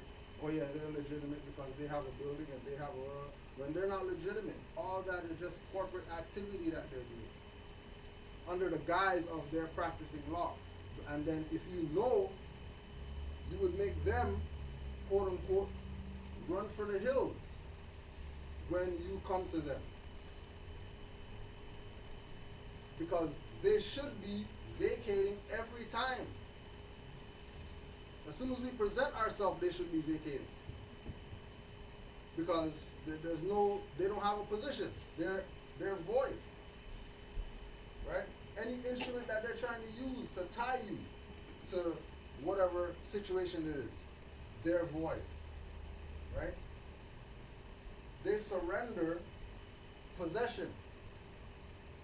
They're surrendering possession of the body. Because clearly, he knows himself. So the lack of a better term, the demonic forces can't possess that husk. They can't make him bend to their will of be black. Do the 7 months. Don't come around this court or whatever. If you come around here and we see you, we're gonna, arrest you or whatever like that. They can't do that to him. Because his vessel his vessel has the light in it, right? Because the possession, it's an obstruction charge. What is this possession? The only thing that this could be is the body, because it's an obstruction charge. Nobody got violated. You know what I mean? It's not an assaulting an officer charge. He obstructed them from carrying on their corporate whatever, and they take personal feelings to that. Question, the fact that they, tricked, cast a spell as far as made him just agree to the duration of time to stay away from the building. Does that mean that in a kind of undercover way he was still under their jurisdiction? No. I didn't Yeah, agree. there was No, but I know you didn't Yeah. agree, but the fact that they put that verdict on there, saying that, you know what, you will wait for 7 months. That's strictly for them to save Right. face. So it's not even a verdict, because they said they withdrew. Yeah, they withdrew. Right, So there's right. no verdict. You know what I mean? They withdrew it. Okay. Which means, And even if the never did it, he's also coming back for it. Right. especially when they use the word vacate. They're letting you know. They're letting you know what void It's for, for beginning. it's for everybody else who was there. Right. Oh, It wasn't. So they think that he agreed to something, but they don't know the intricacies of the case. Right. right. Okay. So everybody in the courtroom was like, "Oh man, so all you have to do is sign up for 7 months, And then you get off, right? That's the mindset. So with what you're saying, yeah, what you're saying, but it's to get other people in the jurisdiction, not him. It's to So the force spell other is for people. them. Yeah, the spell is for other But people. not for the more. Because, Yeah. because they can't have, like, it happened to me many times when I went in there. They can't have people in there just thinking like, yo, this more is on some science and it works. So like, they'll kidnap me. Like for me, they kidnap me in there. Like I'm in there and they kidnap me for not being there, but I'm in there. So you know what I mean? Like, The first question that popped in my head when you mentioned it was, it's his ancestral land. Like, it's inherited, so he can go anywhere on the land, travel anywhere. Right. So all that's clear in my mind. So Right. okay, cool, and alright. they know that too, but they just don't want Yeah. anybody else to know. Yeah. And then again too, right? With them, you know, in certain situations, they'll present certain things solely because there's a Masonic aspect of the corpse that is not considered by the public, because they don't even know that judge, whoever, prosecutor, all these guys, they go in their little lodging meetings or whatever, right? So for them to say to a morgue that we vacate, even though it's administrative court, fraud court, de facto court, blah blah whatever, they didn't have to go there. They could just dismiss the stuff like they did with everybody else. Why they bring that term in to that has all this stuff attached to it, right? They know the average individual isn't gonna look up the word, right? Black lives. It's not gonna be something that is So the power of the word, the majority of the people aren't gonna get it. right. But a Moor is gonna get it. Yeah. You know what I mean? As soon as he hears the word vacate, he's like, okay, so you're basically yielding. You're letting me know what's up. You're letting me But know. the average person is gonna be like, oh, word vacate. You know that my property vacate. Type of thing, right? Yeah, they're not gonna see it. Exactly. Plus, they also know that they're doing fraud. Yeah. If you know the law really good, you can actually call them on their fraud, and they stiffen up, and they don't want to go. Because their whole thing is their pockets. If you talk about that it's fraud to them, they're automatically going to go to, oh, this guy wants to sue me. So they're looking at you. You think that you're going to say that in court on the transcripts. Yeah. And if you do say that on the transcripts and grab the transcripts, Yeah. then they know a lawsuit's coming towards you. Because that was a preliminary before the actual, special appearance, the actual court case was read. So, could DOAO be introduced at that point, delegation to the authority, like from the jump? Not You only yeah, can do that's not You only that's can do pre. it on pre-trial. Yeah. Pre-trial and trial, you go Yeah. to talk about that. For here, pre-trial mainly is court date, court. Yeah. that's why I But it's never not. got too into that stuff, right? Put myself on the record and just more or less, you know what I mean? Let the ancestors guide it and follow it through and stand my square. Because you can't, there's no guideline with that. You know what I mean? There's no way that, okay, this is the way that, because, ample amounts of Moors out here have been to these courts. And everybody does something different. So if your mind and your heart is right, you'll always navigate through all the BS appropriately for the ancestors. Right. Regardless of which way it goes. It's actually, you have to know the administrative remedy. If you look up Google administrative remedy, that's what you're supposed to perform on them while you're going to court. If you're not performing that, they'll stretch it long and we'll come back next year, September, and they'll do that. If you're not performing the administrative remedy, Yeah, and they're getting it in a timely manner. yeah, you get it at a time. Because it's either vacate and drop or stretch it up. You know what I mean? So yeah, it's getting it to that point where you decide, okay, this has to come to an end. And like I said, just prepare myself and set it up in terms of the dates and the times according to my investigation.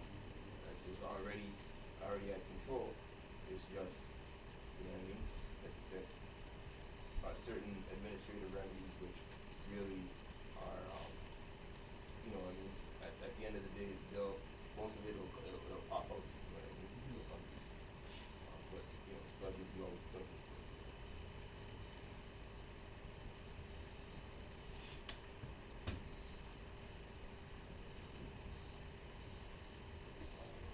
Then Europe had peace for a long time until Muhammad I came upon the scene and fulfilled the works of Jesus of Nazareth. The holy teachings of Jesus was to the common people to redeem them from under the great pressure of the hands of the unjust, that the rulers and the rich will not oppress the poor, also that the lion and the lamb may lay down together and neither will be harmed when morning came. These teachings were not accepted by the rulers, neither the rich, because they loved the principles of the 10 Commandments.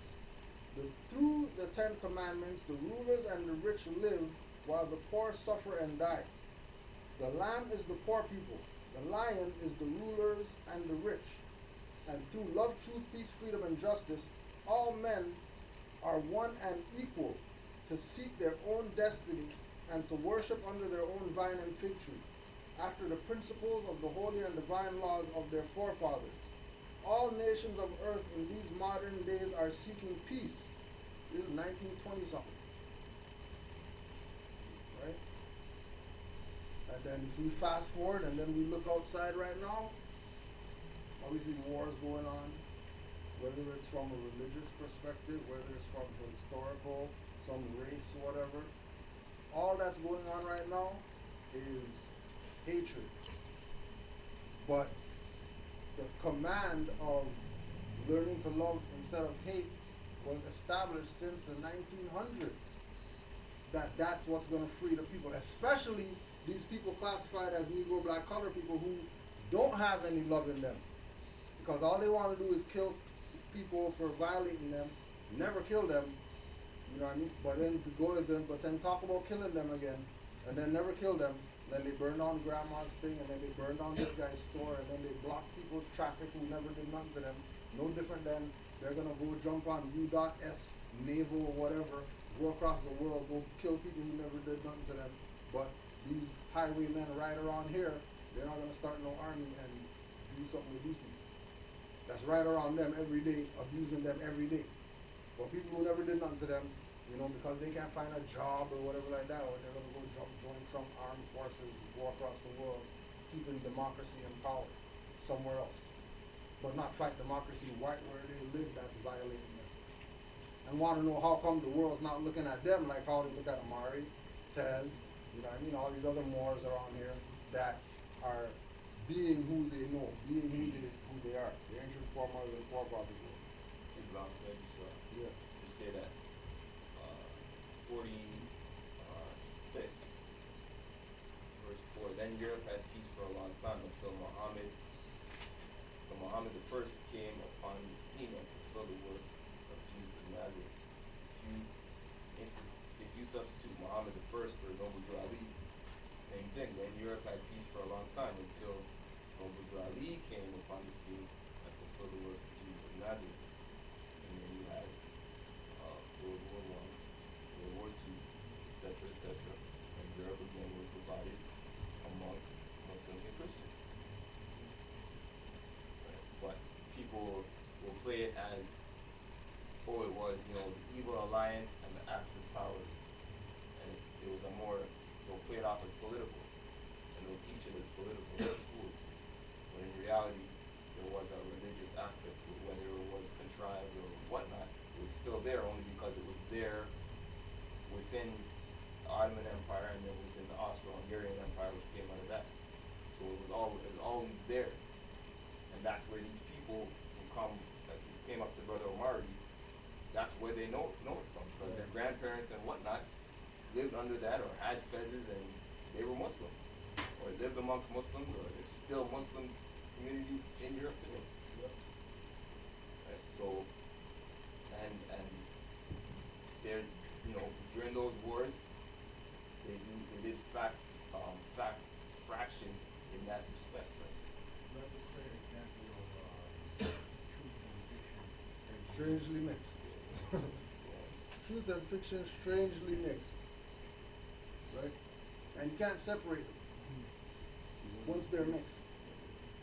It's either you deal with truth or you deal with falsehood. Once you get into truth and falsehood strangely mixed, now that's where you have confusion now. With people not knowing, people, say they're black, they don't care. Not realizing that they're classing themselves as undesirables by doing that. When they recognize, we recognize King Ruth, and we recognize Aset and Asar and Akhenaten and King Tut, and they recognize, you recognize all these ancient people or whatever, but Noble Ali came, you guys don't recognize him? You think ancestors honor that or respect that? They don't respect that. You know what I mean? They don't respect those half-ass perspectives, claiming that you're gonna do something for the community or whatever like that when you don't even know who brought you salvation. Right, chapter 47. Egypt, the capital empire of the dominion of Africa. The inhabitants of Africa are descendants of the ancient Canaanites from the land of Canaan. Old man Cush and his family are the first inhabitants of Africa who came from the land of Canaan. His father Ham and his family were second. Then came the word Ethiopia, which means the demarcation line of the dominion of Amexem, the first and true divine name of Africa. The dividing of the land between the father and the son. The dominion of Cush, northeast and southwest Africa, and northwest and southwest was his father's dominion. And in later years, many of their brethren from Asia and the Holy Lands joined them. The Moabites from the land of Moab, who received permission from the pharaohs of Egypt to settle and inhabit northwest Africa, were the founders and are the true possessors of the present Moroccan Empire, with their Canaanite, Hittite, and Amorite brethren who sojourned from the land of Canaan seeking new homes. Their dominion and inhabitation extended from northeast and southwest Africa, across the great Atlantis, even unto the present North, South, and Central America, and also Mexico and Atlantis Islands, before the great earthquake that caused the Atlantic Ocean. The river Nile was dredged and made by the ancient pharaohs of Egypt in order to trade with the surrounding kingdom.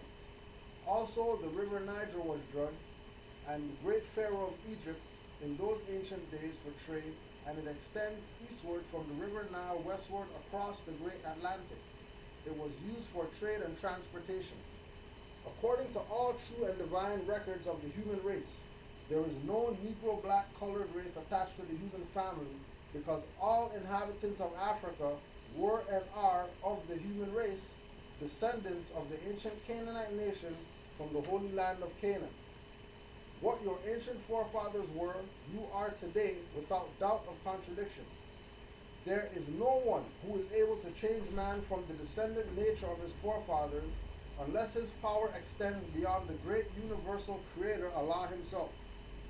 These holy and divine laws from the Prophet Noble Jew Ali, the founder of the uniting of the Moorish Holy Temple of Science of North America.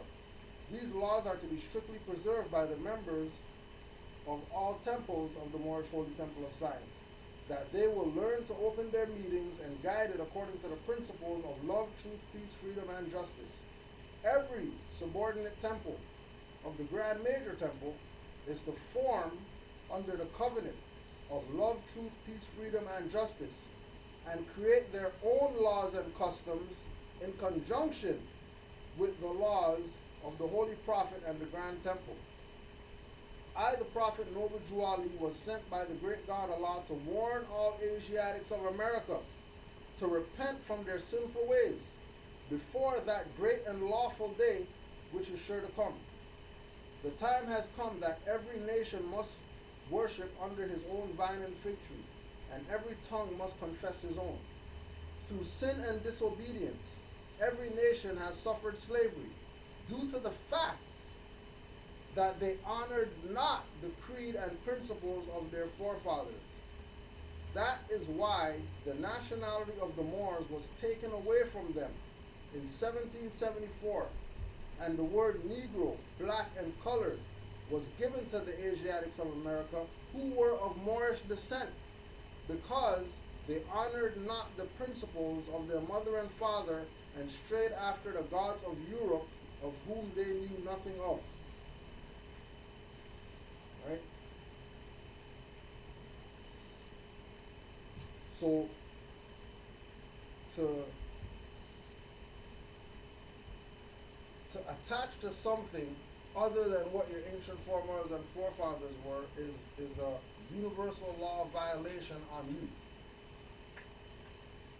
And if individuals choose to violate universal law, then the punishment is going to be demonstrated in your life. Once you choose to violate the laws that were laid down, right? Learn to love instead of hate. You know what I mean? Everything that you do should be under love, truth, peace, freedom, and justice first. Right? So, you're going to do something, do it under love, and then you do it under truth, and then peace, and then freedom and justice. Before you do anything else with anything that you're doing. Look at everything from those perspectives first when you're looking at something. Understand it from that realm first. If there's a situation that immediately arises, first thing you look at, how are you going to deal with this situation out of love? How are you going to deal with this situation with truth? How is peace applied to the situation? How is freedom applied to the situation? How is justice applied to the situation? When you figure all that, then deal with your situation.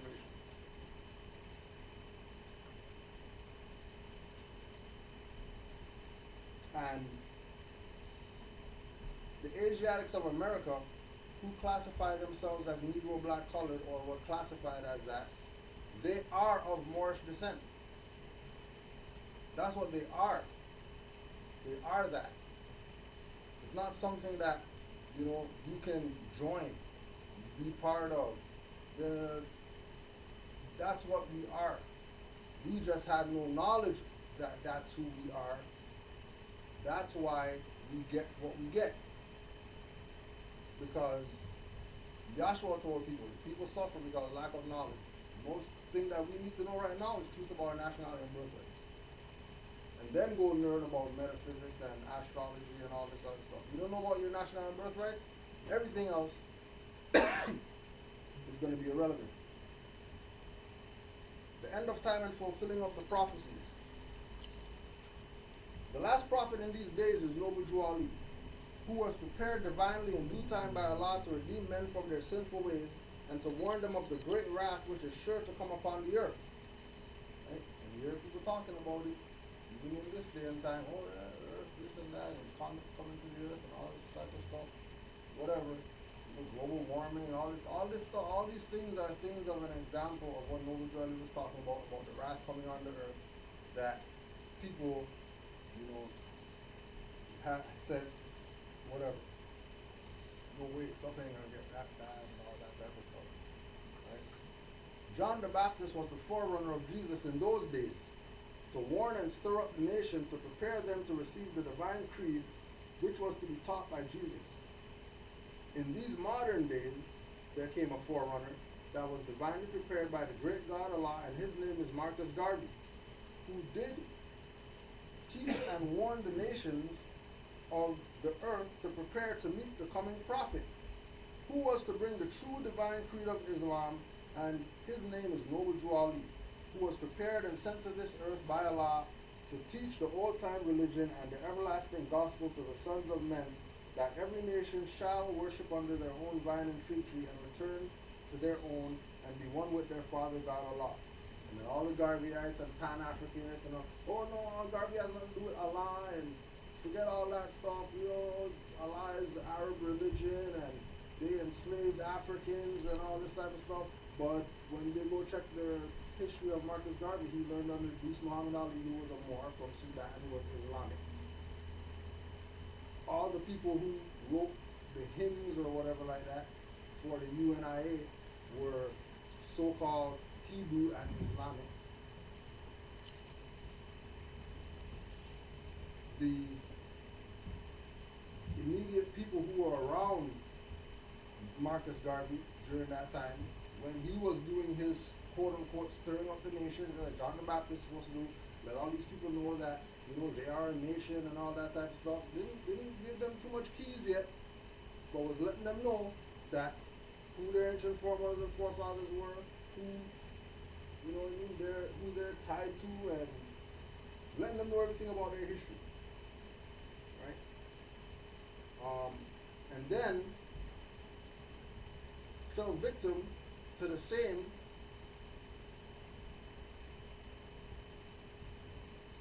seeking to redeem his people in those days from the pressure of the pale-skinned nations of Europe. Rome crucified him according to their law. Rome trumped up some mail fraud charges on Marcus Garvey in order to get him imprisoned and then eventually deported.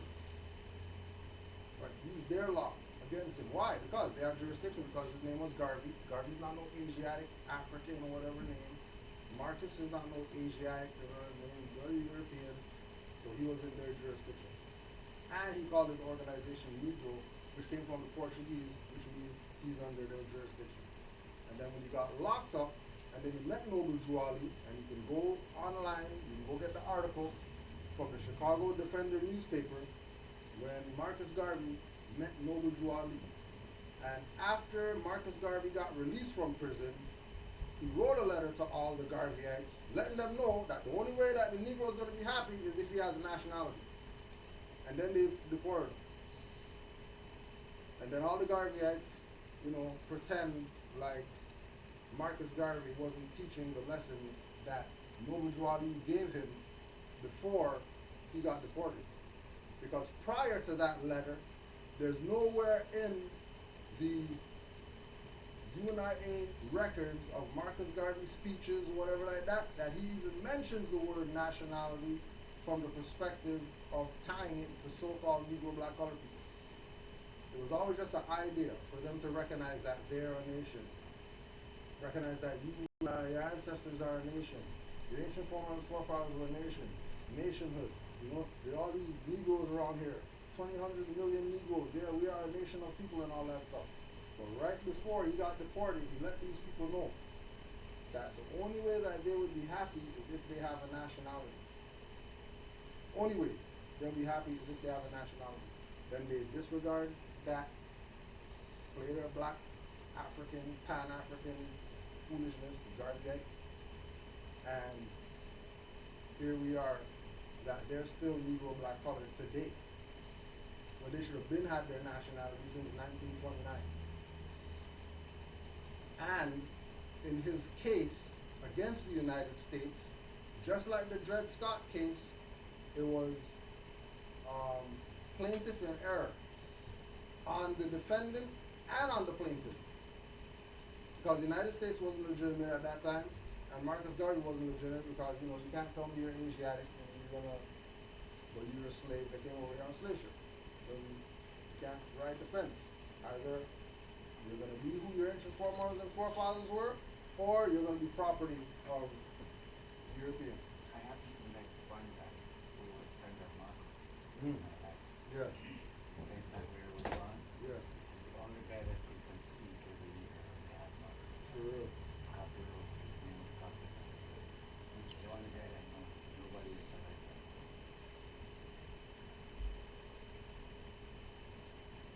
The Moorish Holy Temple of Science is a lawfully chartered and incorporated organization. Any subordinate temple that desire to have a charter, the Prophet has them to issue to every state throughout the United States, etc. Get rid of the Prophet, then you get rid of the charters, which means you get rid of all the temples that could have been around if, no Jordan was around still, because every body who wanted a charter, all you have to do was go say we want one, and then you can get one back then. But get him out the way, now to get a charter is near to impossible, because they're gonna have the 500 million question checkbox thing before they give you a charter. And you're probably not gonna get 10 of those right. That the world may hear and know the truth, that among the descendants of Africa there is still much wisdom to be learned in these days, for the redemption of the sons of men under love, truth, peace, freedom, and justice. We as a clean and pure nation descended from the inhabitants of Africa do not desire to amalgamate or marry into the families of the pale-skinned nations of Europe. We do not want to amalgamate into those pale-skinned nations. But it doesn't say that the pale-skinned nations can't come back home. If they realize that, love, truth, peace, freedom, and justice is supposed to be practiced by all nations of the earth, and there's somebody who knows Ali and he's a prophet or whatever, then they have a right to get down with this. For, the people like Europeans and the Moorish movement. It doesn't have to do with Europeans. This has to do with redeeming nations of people who have fallen out of the constitutional fold of government and have become property to different governments all across the planet.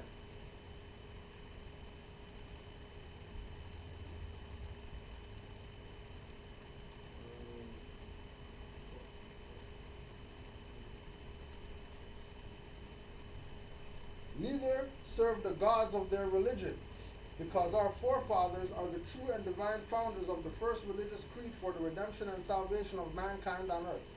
Therefore, we are returning the church and Christianity back to the European nations as it was prepared by their forefathers for their earthly salvation. So we have no problem with Christianity. We have no issues with it. We know that that's not our stuff. That's their stuff. So if they want, as Europeans, to embrace Christianity, go right ahead. That's for your earthly salvation. Asiatics, on the other hand, that's not your stuff. So leave that stuff alone. Especially if you're going up in there and you're talking about, God that doesn't look like you and all that stuff. You definitely need to check that. While we, the Moorish Americans, are returning to Islam, which was founded by our forefathers for our earthly and divine salvation. Right? So we are returning to Islam. No, we are not returning to Sunni and Shiite and all these stuff and Salat and all that. We're returning to Isa, Allah, and Master. We are returning to Islam being a way of life, not some religious ideal that we adopted from somebody. That we have holy books and there's prophets and all this stuff. Right? We're returning to Islam, which is self-realization, self-governance, self-autonomy. We are returning to Islam, which is nature worship, astrology. We are returning to honoring the stars and the constellations, right? covenant of the great God, honor thy father and thy mother, that thy days may be longer upon the earth land, which the Lord thy God Allah hath given thee. Come all ye Asiatics of North of America, and hear the truth about your nationality and birthrights, because you are not Negroes. Learn of your forefathers, ancient and divine creed, that you will learn, that you will learn to love instead of hate. We are trying to uplift fallen humanity. We are trying. Not done, but we're trying. Right? Come and link yourselves with the families of nations. We honor all true and divine prophets. And that's, once again, Holy Quran of the Moorish Holy Temple of Science, Moorish Science Temple of America. Islam.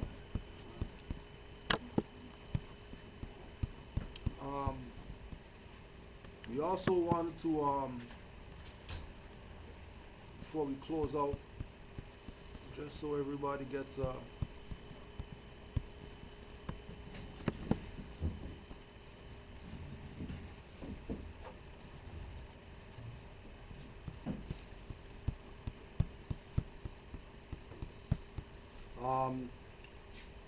we spoke last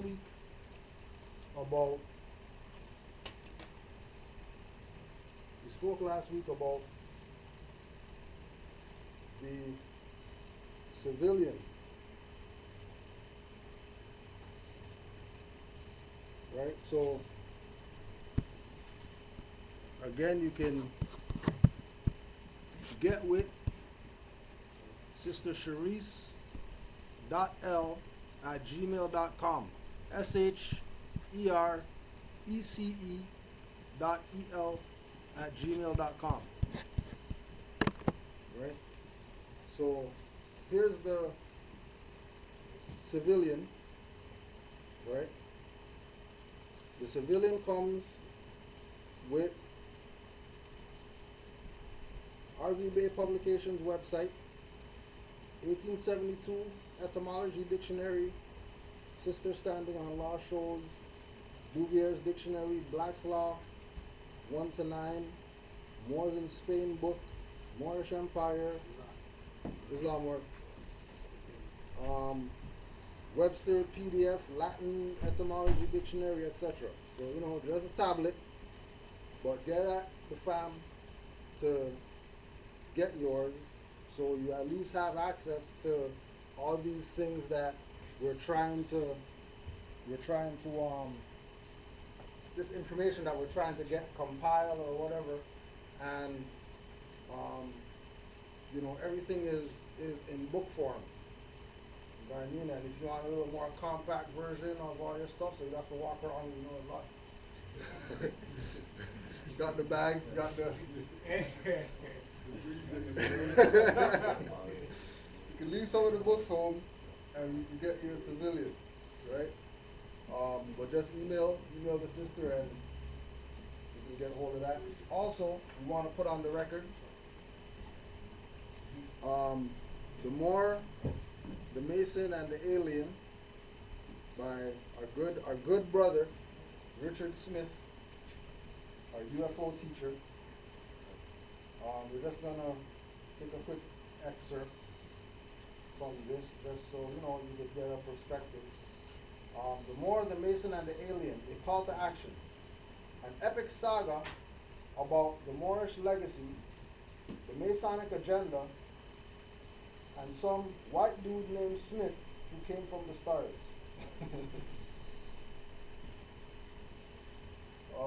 Page 156, since you know 11 day and 11, class 11, all that stuff, right? The Moors, also known as Moas, M-O-A-S, the cat people, and the master mariners. The Moors represent the family of man as well as its spiritual and cosmological legacy. The phrase family of man is a direct reference to the people of hue and therefore the sun-kissed people of Earth.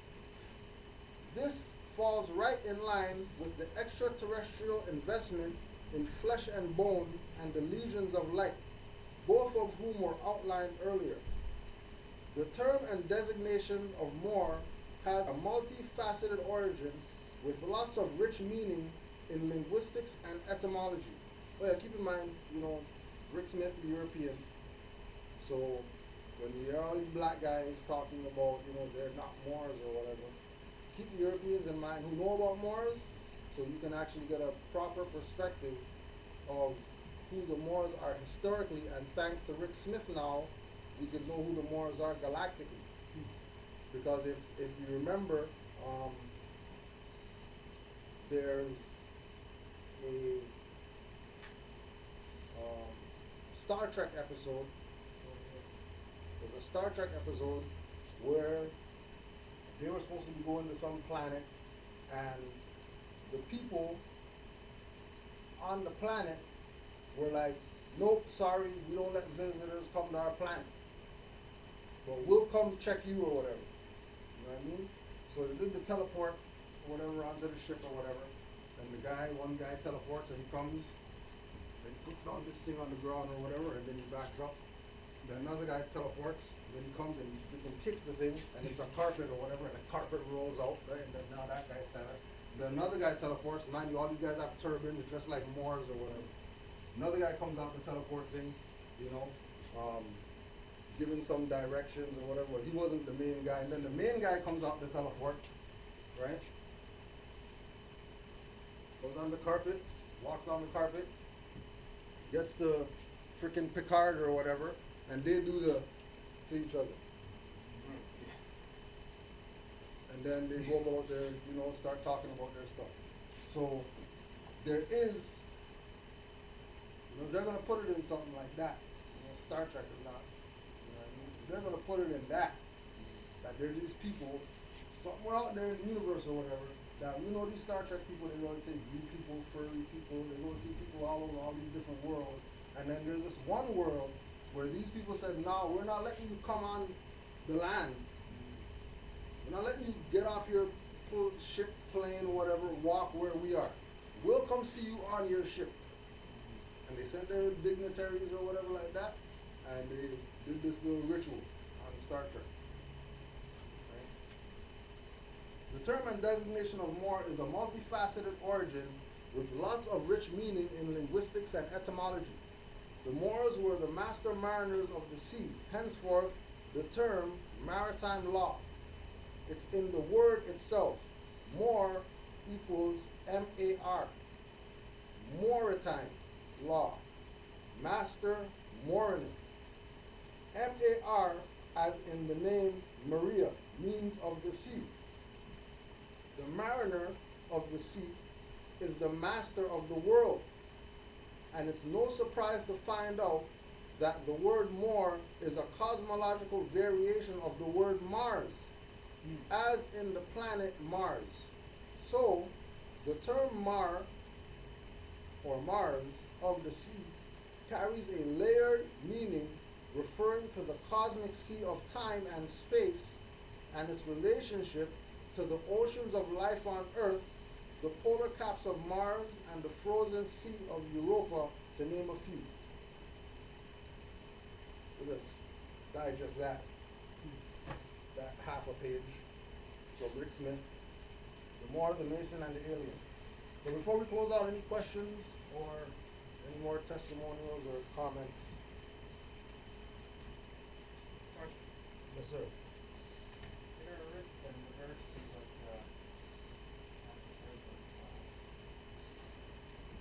what I exchanged previous words I put in peace schedule. Yeah. Now that's kind of like you taking off of the design side, like you bring that in there, maybe you should leave that out and stick with the definition of the rights as a real issue. Later on, if you want to see that it's going to come, you mention dollar figures, right? Well, the idea of the fee schedule is really just to perform what they would perform on you. Just like if you go somewhere and they say, oh, we're going to fill this out, you need to verify who you are, whatever, you give them something, okay, well, here's something you can fill out. The same thing. If you go to court, they're gonna tell you court charges and put it on you. Okay, well, you know, here's the bill for you guys for my time. One for the other. You know what I mean? Our issue with that is having the capacity to execute them not paying. That's where we have to get to. So the place of, okay, you don't pay the bill, all right, then we got now in, you know, before Moors even dirtied the water. Moors used to use the so-called IRS as theirs to go get the money in certain situations because it's a debt. And IRS is the number one debt collector. And they'll do it because, you know, they're going to get their cut, 400,000 or whatever like that, because these people lawfully held me up against my time, you know what I mean? Constitution says, you know, a right to a speedy trial. They denied me the right to a speedy trial. All right, well, here's a bill for denying me the right to a speedy trial. And then these, you know, but now, you know, there's so much, you know, they don't know which Moors are, you know, really, you know, sincere or whatever, or Moors that are trying to get out of obligations that they're really tied to. You know what I mean? That they really set themselves up in something, and now they want to say Moors, oh yeah, get out of it because I don't want to do 10 years or whatever. You know, when it's not, that's not what this is really for like that. You know what I mean? Yes, somebody violating you or somebody trying to extort, cheat, whatever, and you know that this is your land, then hell yeah. Stand upon your birthright to defend your claim. You know what I mean? But you got people who just doing stuff, just, you know, right? It's like we're gonna say, you know, right to travel, and you know, yeah, we got a right. We don't need to wear a seatbelt. We can go through lights and you know, you know what I mean? Like, yeah, it's like, okay, well, hold on a second. You know what I mean? Like, it's not. Let's slow down a little bit. You know what I mean? Right? You know, let's really think before we exercise certain things. You know, but with that, you know, they have a right to be billed. You know, especially if they're taking you out of, you know, like we said, you know, 3 hours waiting for the, and this is the third time and all that. Then yeah, you can bill them. I mean, you know, but again, you know, being that we don't have the capacity to go further with, oh, they didn't pay the bill. Okay, well here's the other version of the bill with the red stuff going on it. You know what I mean? Final notice or whatever. You guys gonna pay that one? All right. Well, then we're gonna take it to the next level. Start leaving all their stuff and all that. You know what I mean? Making sure that they're not able to violate anybody else after that. Trust me, they'll stop their violation once we know how to hit them in their pockets. One more question with regards to the disclosure now. Like I was in there Thursday, and I had sent him my information, but I said I didn't receive it on time. So I tried to give him a copy there, and it wasn't accepted. So now Mahal, you know, on the Mahal there, and they're trying to give me disclosure. So I'm asking, first time there in Toronto, what is this thing? He doesn't even explain. What is this disclosure? I need to sign, or is this you telling me what's going on, or am I filling this out for I don't know what it is, right? I'm interested in it. Here's the right. Yeah. Right. But now after listening to that there, that was something you guys were taking to find out. Yeah. Well, they'll what probably they mail it. were- Probably mail it to you. Look at it. Because they don't want to be in the position where they never gave you disclosure, because then that's error on them. Even with the situation that I had out here in Toronto, they kidnapped me and then I took all my necessary paperwork and they withdrew all my so-called criminal charges, failure to identify and all that. They left the so-called traffic portion of it. And so anyways, when I went in there, this is funny now because I didn't say nothing because I knew they messed up. But the way I looked at it, I'm like, it's probably an opening that they're leaving. So when I went in there, I told them I'd already dealt with the issue. fact that it doesn't make any sense because for me, the portion of me coming in here was already withdrawn. So I don't know how can you remove yourself from criminal charges but leave the so-called traffic charges when it was the criminal that got the traffic. Anyways, long story short, we're going back and forth. I'm dropping my fact that I'm a proper person, Moorish American, and so on. And then they tried to like shut me up, and then they're like, oh, let's just set trial. Right now, obviously, in order for them to set trial, they need to do a certain disclosure. Yes. Right?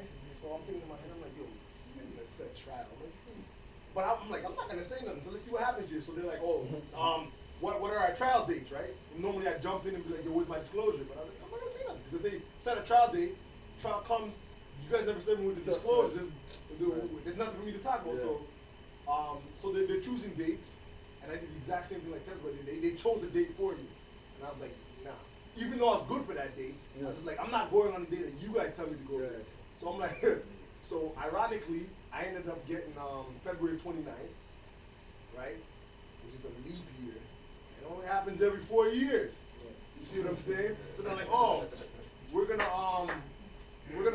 book trial for February 29th. I'm like, all right, cool. And then I'm just waiting because I'm like, well, this is their time to serve me the disclosure because I was thinking if they don't serve me the disclosure, what I'm gonna say is like, yo, listen, you violate my due process of law. Yeah. You guys didn't give me the disclosure for me to prepare a proper defense. So they're in their attempt to rush me out of the court, they're like, oh, we're done, bring up the next person. And I'm like, all right, cool. So I grabbed my things and I left, and I'm like, I'm sitting in my car and I'm like, yo, these idiots forgot to serve me with the disclosure. Yeah. So, but what? So to me, it's already done. There's no case. Yeah, there's no case. It's already finished because they set trial without giving me a disclosure. Right. So Right.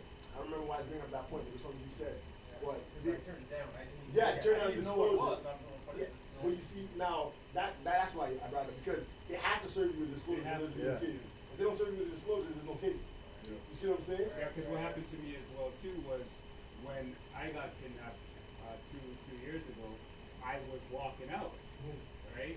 Left the disclosure on the table, everything is like, no, you need to take this with you. So they had to kidnap me, take me to the back, put all my belongings in there, With the disclosure. stuff the disclosure in there, you know? So when I was leaving, I saw it, I said, yeah, I don't want this. So I started to open it. No, you can't open it in here, you gotta go and start it open.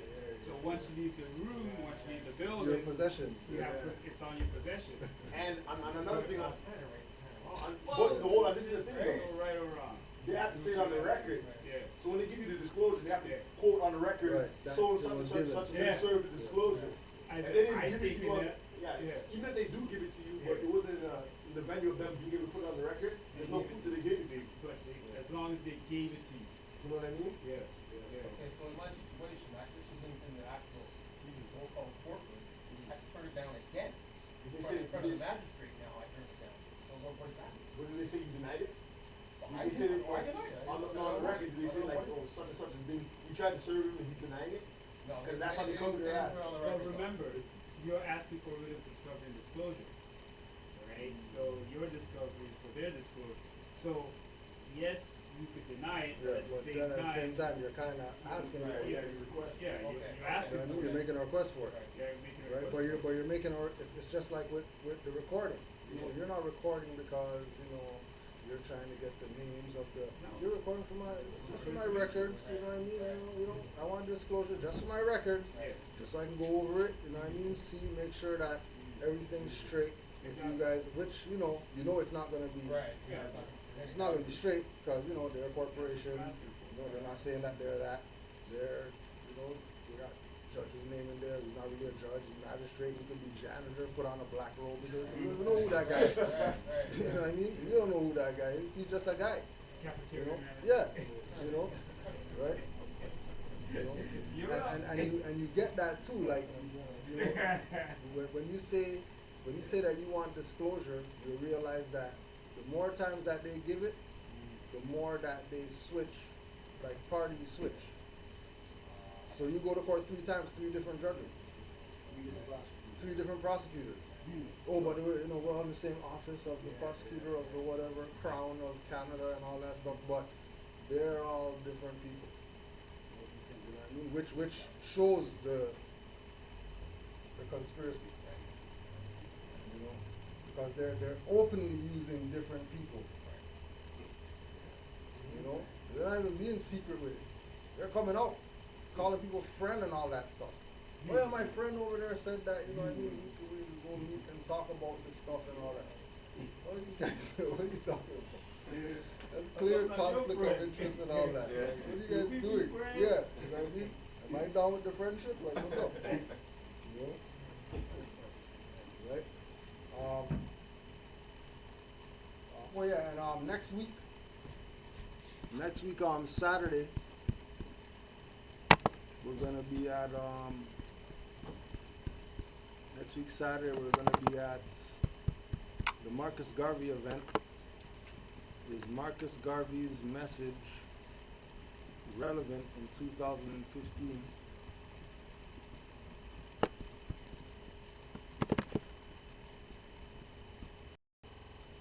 And that's 25 Cecil Street, 4 p.m.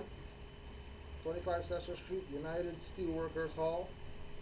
We're going to be talking on Moorish influence on Marcus Garvey. There's going to be a panel discussion with Sister Standaway, Brother Caldwell, and as well as a Marcus Garvey documentary from 5 to 6 p.m. So if you're free, Saturday, we'll be up there doing our little vending thing and all that, trying to wake these people up. Any questions, anything like that? You guys good? Put them up right now. Whatever, any questions? Anything at all? If not, any other announcements here? Well, just actually, yeah. Let me put it on record again.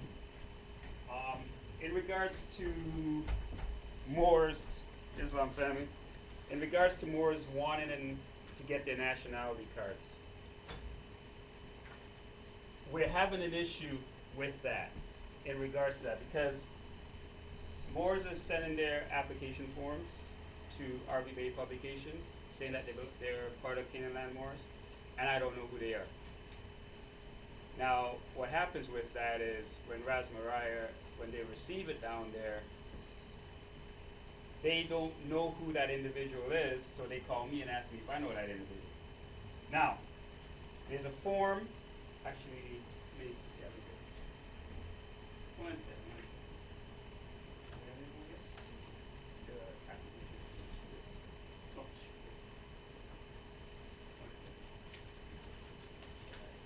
Okay, first things first. There's a membership form for the Moorish Science Temple of America. It's mainly for information purposes.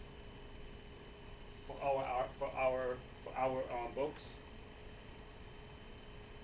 Once this is filled out, I give a confirmation that I've received it, and I'm sure some Moors in other territories have received this already. Now, this is confirmation that more or less you're proclaiming your nationality. It's not the end all be all, but it's just for our information that we know who you are and that you exist. Before you send off application forms to RP Bay Publications, make sure that I receive them. Because if they call me and Moors in Canaanland mostly, but everyone. If you send forms down and they come and ask me do you know this individual? If I don't have this or this, I'm saying no. I'm not even going to look for it. Yeah, I might know you, but I'm not looking for it. There's a lot of Moors right now that's coming into their own, and it's a lot of time. It's very time taking. So they're not going to process those cards, and it's going to take even longer, much longer. Because I said there's like 3 cars that they have for Moors. I don't know them because I don't have this. It's as simple as that. And if I don't have this, she's not going to accept it. She'll hold on to the card until this is handed in, literally. Because I said there's an issue where she was supposed to send off some cards, but that individual didn't get back to them or they didn't get back to us. And they've changed the appellations here and there, and that is taking longer. And they call it me, it's like, where's my card? Or where's the paper? Because she's not going to send it until I receive it. Go ahead. So, have they sent the, application without them being affiliated with our temple? Would she go forward with, the recipe? You're gonna check the verify. Check the verify. And that's the part. Blame Dirty Morris. He said, but you see, the process with that is the standard operating procedures. It shows there's a unity amongst us, right? And this is what we're looking for. We're looking for unity when most people say we don't have unity. Okay, well, we're gonna unify right now. So if we don't have it, they don't get it. Simple as that. It's gonna take even longer. You know what I'm saying? So that's just basically all I want to talk about because she sent, for instance, she sent some cards and there's different names on it and some cards are missing or whatever. It's like, okay, well I don't have the information and I'm not gonna go look for it if I don't have it. Simple as that. All right, and that's it. Islam. Oh, sorry. No, you brace me. Yeah. The one that you were showing me, not the, Which one? remember how I had the conversation? Yeah. Yeah, so yeah, you need it. Yeah. But that's what I'm saying. So you could keep it the way it is for now. Yeah. Okay. So we I handed you the other one. Yeah. Correct. Everybody's straight? Yes. Straight? No Question? Yeah. Wallace, Alright, well you can put it out if you want, you know what I mean? If you got one or two, you could put it out. It's not, yeah, cause then you might get what he was saying, different I answers, kind of, you know? kind of understand what he was saying there, in terms of putting the application and stuff like that. Yeah, This is part of the application that I didn't understand. yeah, That's why I yeah, want the to look for somebody that really knows before. right. The whole thing with even with the, Okay, well, basically, that's the whole point of the application, is for you to study it. For instance, let me look at it first. I'm gonna give you an example. like one thing, for example, like if we look at when we were not in the frame of mind that we are now, right? We didn't even question stuff before we filled them out, right? So it's you know, we have it, like we got that format from Grand Chief Nature Obeys and Nevis Temple. Like that's their format that we just adopted because it made sense to do it that way, because if somebody's not gonna have any questions about that when they're filling that out, then they're not ready to be down with this. Because that is 2 pages front to back and all that stuff. So people could take their because you have a different mindset now. So you're going in to the form not just like, oh yeah, take this off the wall, fill this out at the place, sign, give it in, and then you leave the building or whatever like that. You're actually taking time to go over things. You know what I mean? What does this mean? You might look something up. You might there's people fill out 5, 6 of those before they happen because it's like it's a trial and error for people. It's a test even. If you will, Homework. you know what I mean? It's your first homework, really. You know what I mean? Fill this form out correctly. You know what I mean? So yeah. I need is like photocopy it. Yeah. Like some mistakes. I just go back over, so I just photocopy, so I got a lot of copies and mistakes. Right. You were gonna say that, Mike? No, well, just more or less, one of the biggest questions I always get in regards to this form is, that I was born on in the territory of, in such and such republic, state, such and such county. So, they don't know how to break that down. Yeah. Like, sometimes they put territorial Canada. Yeah. Right? That's not it. Sometimes, like for instance, Republic State, they put Toronto. Yeah. You know what I'm saying? Like where we are right now. But how we're looking at this is we break it down from Empire, Dominion, Kingdom. Right? So so Republic State will be the Empire. Territory will be the dominion, and county will be the kingdom.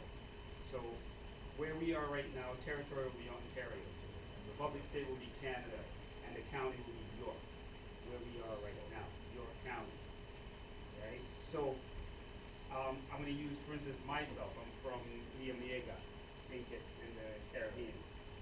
The Republic State will be St. Kitts, the territory will be Basse-Terre, and the county will be Basse-Terre City, right? So that's where the knowledge comes in, where you have to go and break down exactly where you are. There was an empress that came in a couple of weeks ago, and she's from Russia. Now, we did some knowledge on where she's from, but she realized she's from Prussia, which is a republic state. That's ancient, just like we were talking with Ted, but with Poland, right? So, what you have to do is you have to delineate where you are to where you came from. So the farther back you could go, that's where the knowledge is going to get to. So that's your first day at Central School. Absolutely. And you know, like it should be, because that, you know, that's not application, which is you know, application is to beg, Yeah. right? That's a form. That's your volition going into that. Just like it's yours going into the paper. It's yours going into the card when you say, man, my nationality. You say, yeah, my nationality or whatever. That's your energy that you're presenting to whoever is asking. You know what I mean? So, and you know, that's the initial stages of starting to clear out. You know, like Asir says, clear the cobwebs. You know what I mean? Getting the veil off of, you know, oh yeah, there's these things called territory. I never even, you know, we used to say province and just put O-N and keep it moving. You know what I mean? But you start realizing that, you know, there's these fictions that are veiling what's the reality. You know? Would the territory also, in something like, for example, in some small islands, they have like parishes, would that be considered territory? Right. The parish would be equivalent to Would that be county. The county here. Yeah. Right. Province here is the county. No, the parish in whatever island would be equivalent to the county. Right. The jurisdiction below the Like the city, the city, yeah, right. So because I don't want to say city, because city is tied to the corporate jurisdiction, right? So you were saying about parish. Yeah. You know, versus parish. Yes, absolutely. So Yeah. parishes. That's a province. But it's so exactly. But you see what you just did there? You're asking about parish. But parish is a territory. Yeah. But it's just like province. It's just like state, Right. right? So you break it down to where that is and what that parish is and what that name is. But we all know parishes is what parishes are. It's like in wards. Just like they have wards up here. The same thing. Same, you know, like you just basically combine it all Just together. layers and Yeah. You also might want to look into the actual true meaning of the island. Exactly. That's another thing I've been looking at, but You have more there? I think there's a couple more. yeah, Excellent. It's over there. It's over there. it's not even Jamaica, sir. Excellent. For example, it's actually down here. Oh, Jamaica? No, it's the last one. Oh, Dominica. Oh, yeah. We have a book of race now. Right. So yeah, so the form is just to it's like a little test or whatever. Yeah. It's all good. It's all good. So basically, that brings you back to your Aboriginal status. Alright? Who we are Turian from the Caribbean. And, well, not from the Caribbean, from the Atlantis Islands. And this is that type of research is bringing us back to ancient forefathers, where we speak from that perspective as opposed to the corporate. Right. Right. Because I mean, when you do some research, you realize that Columbus didn't come over here to discoveries, we came over here to name things. That was their whole plan, once they broke down the empire.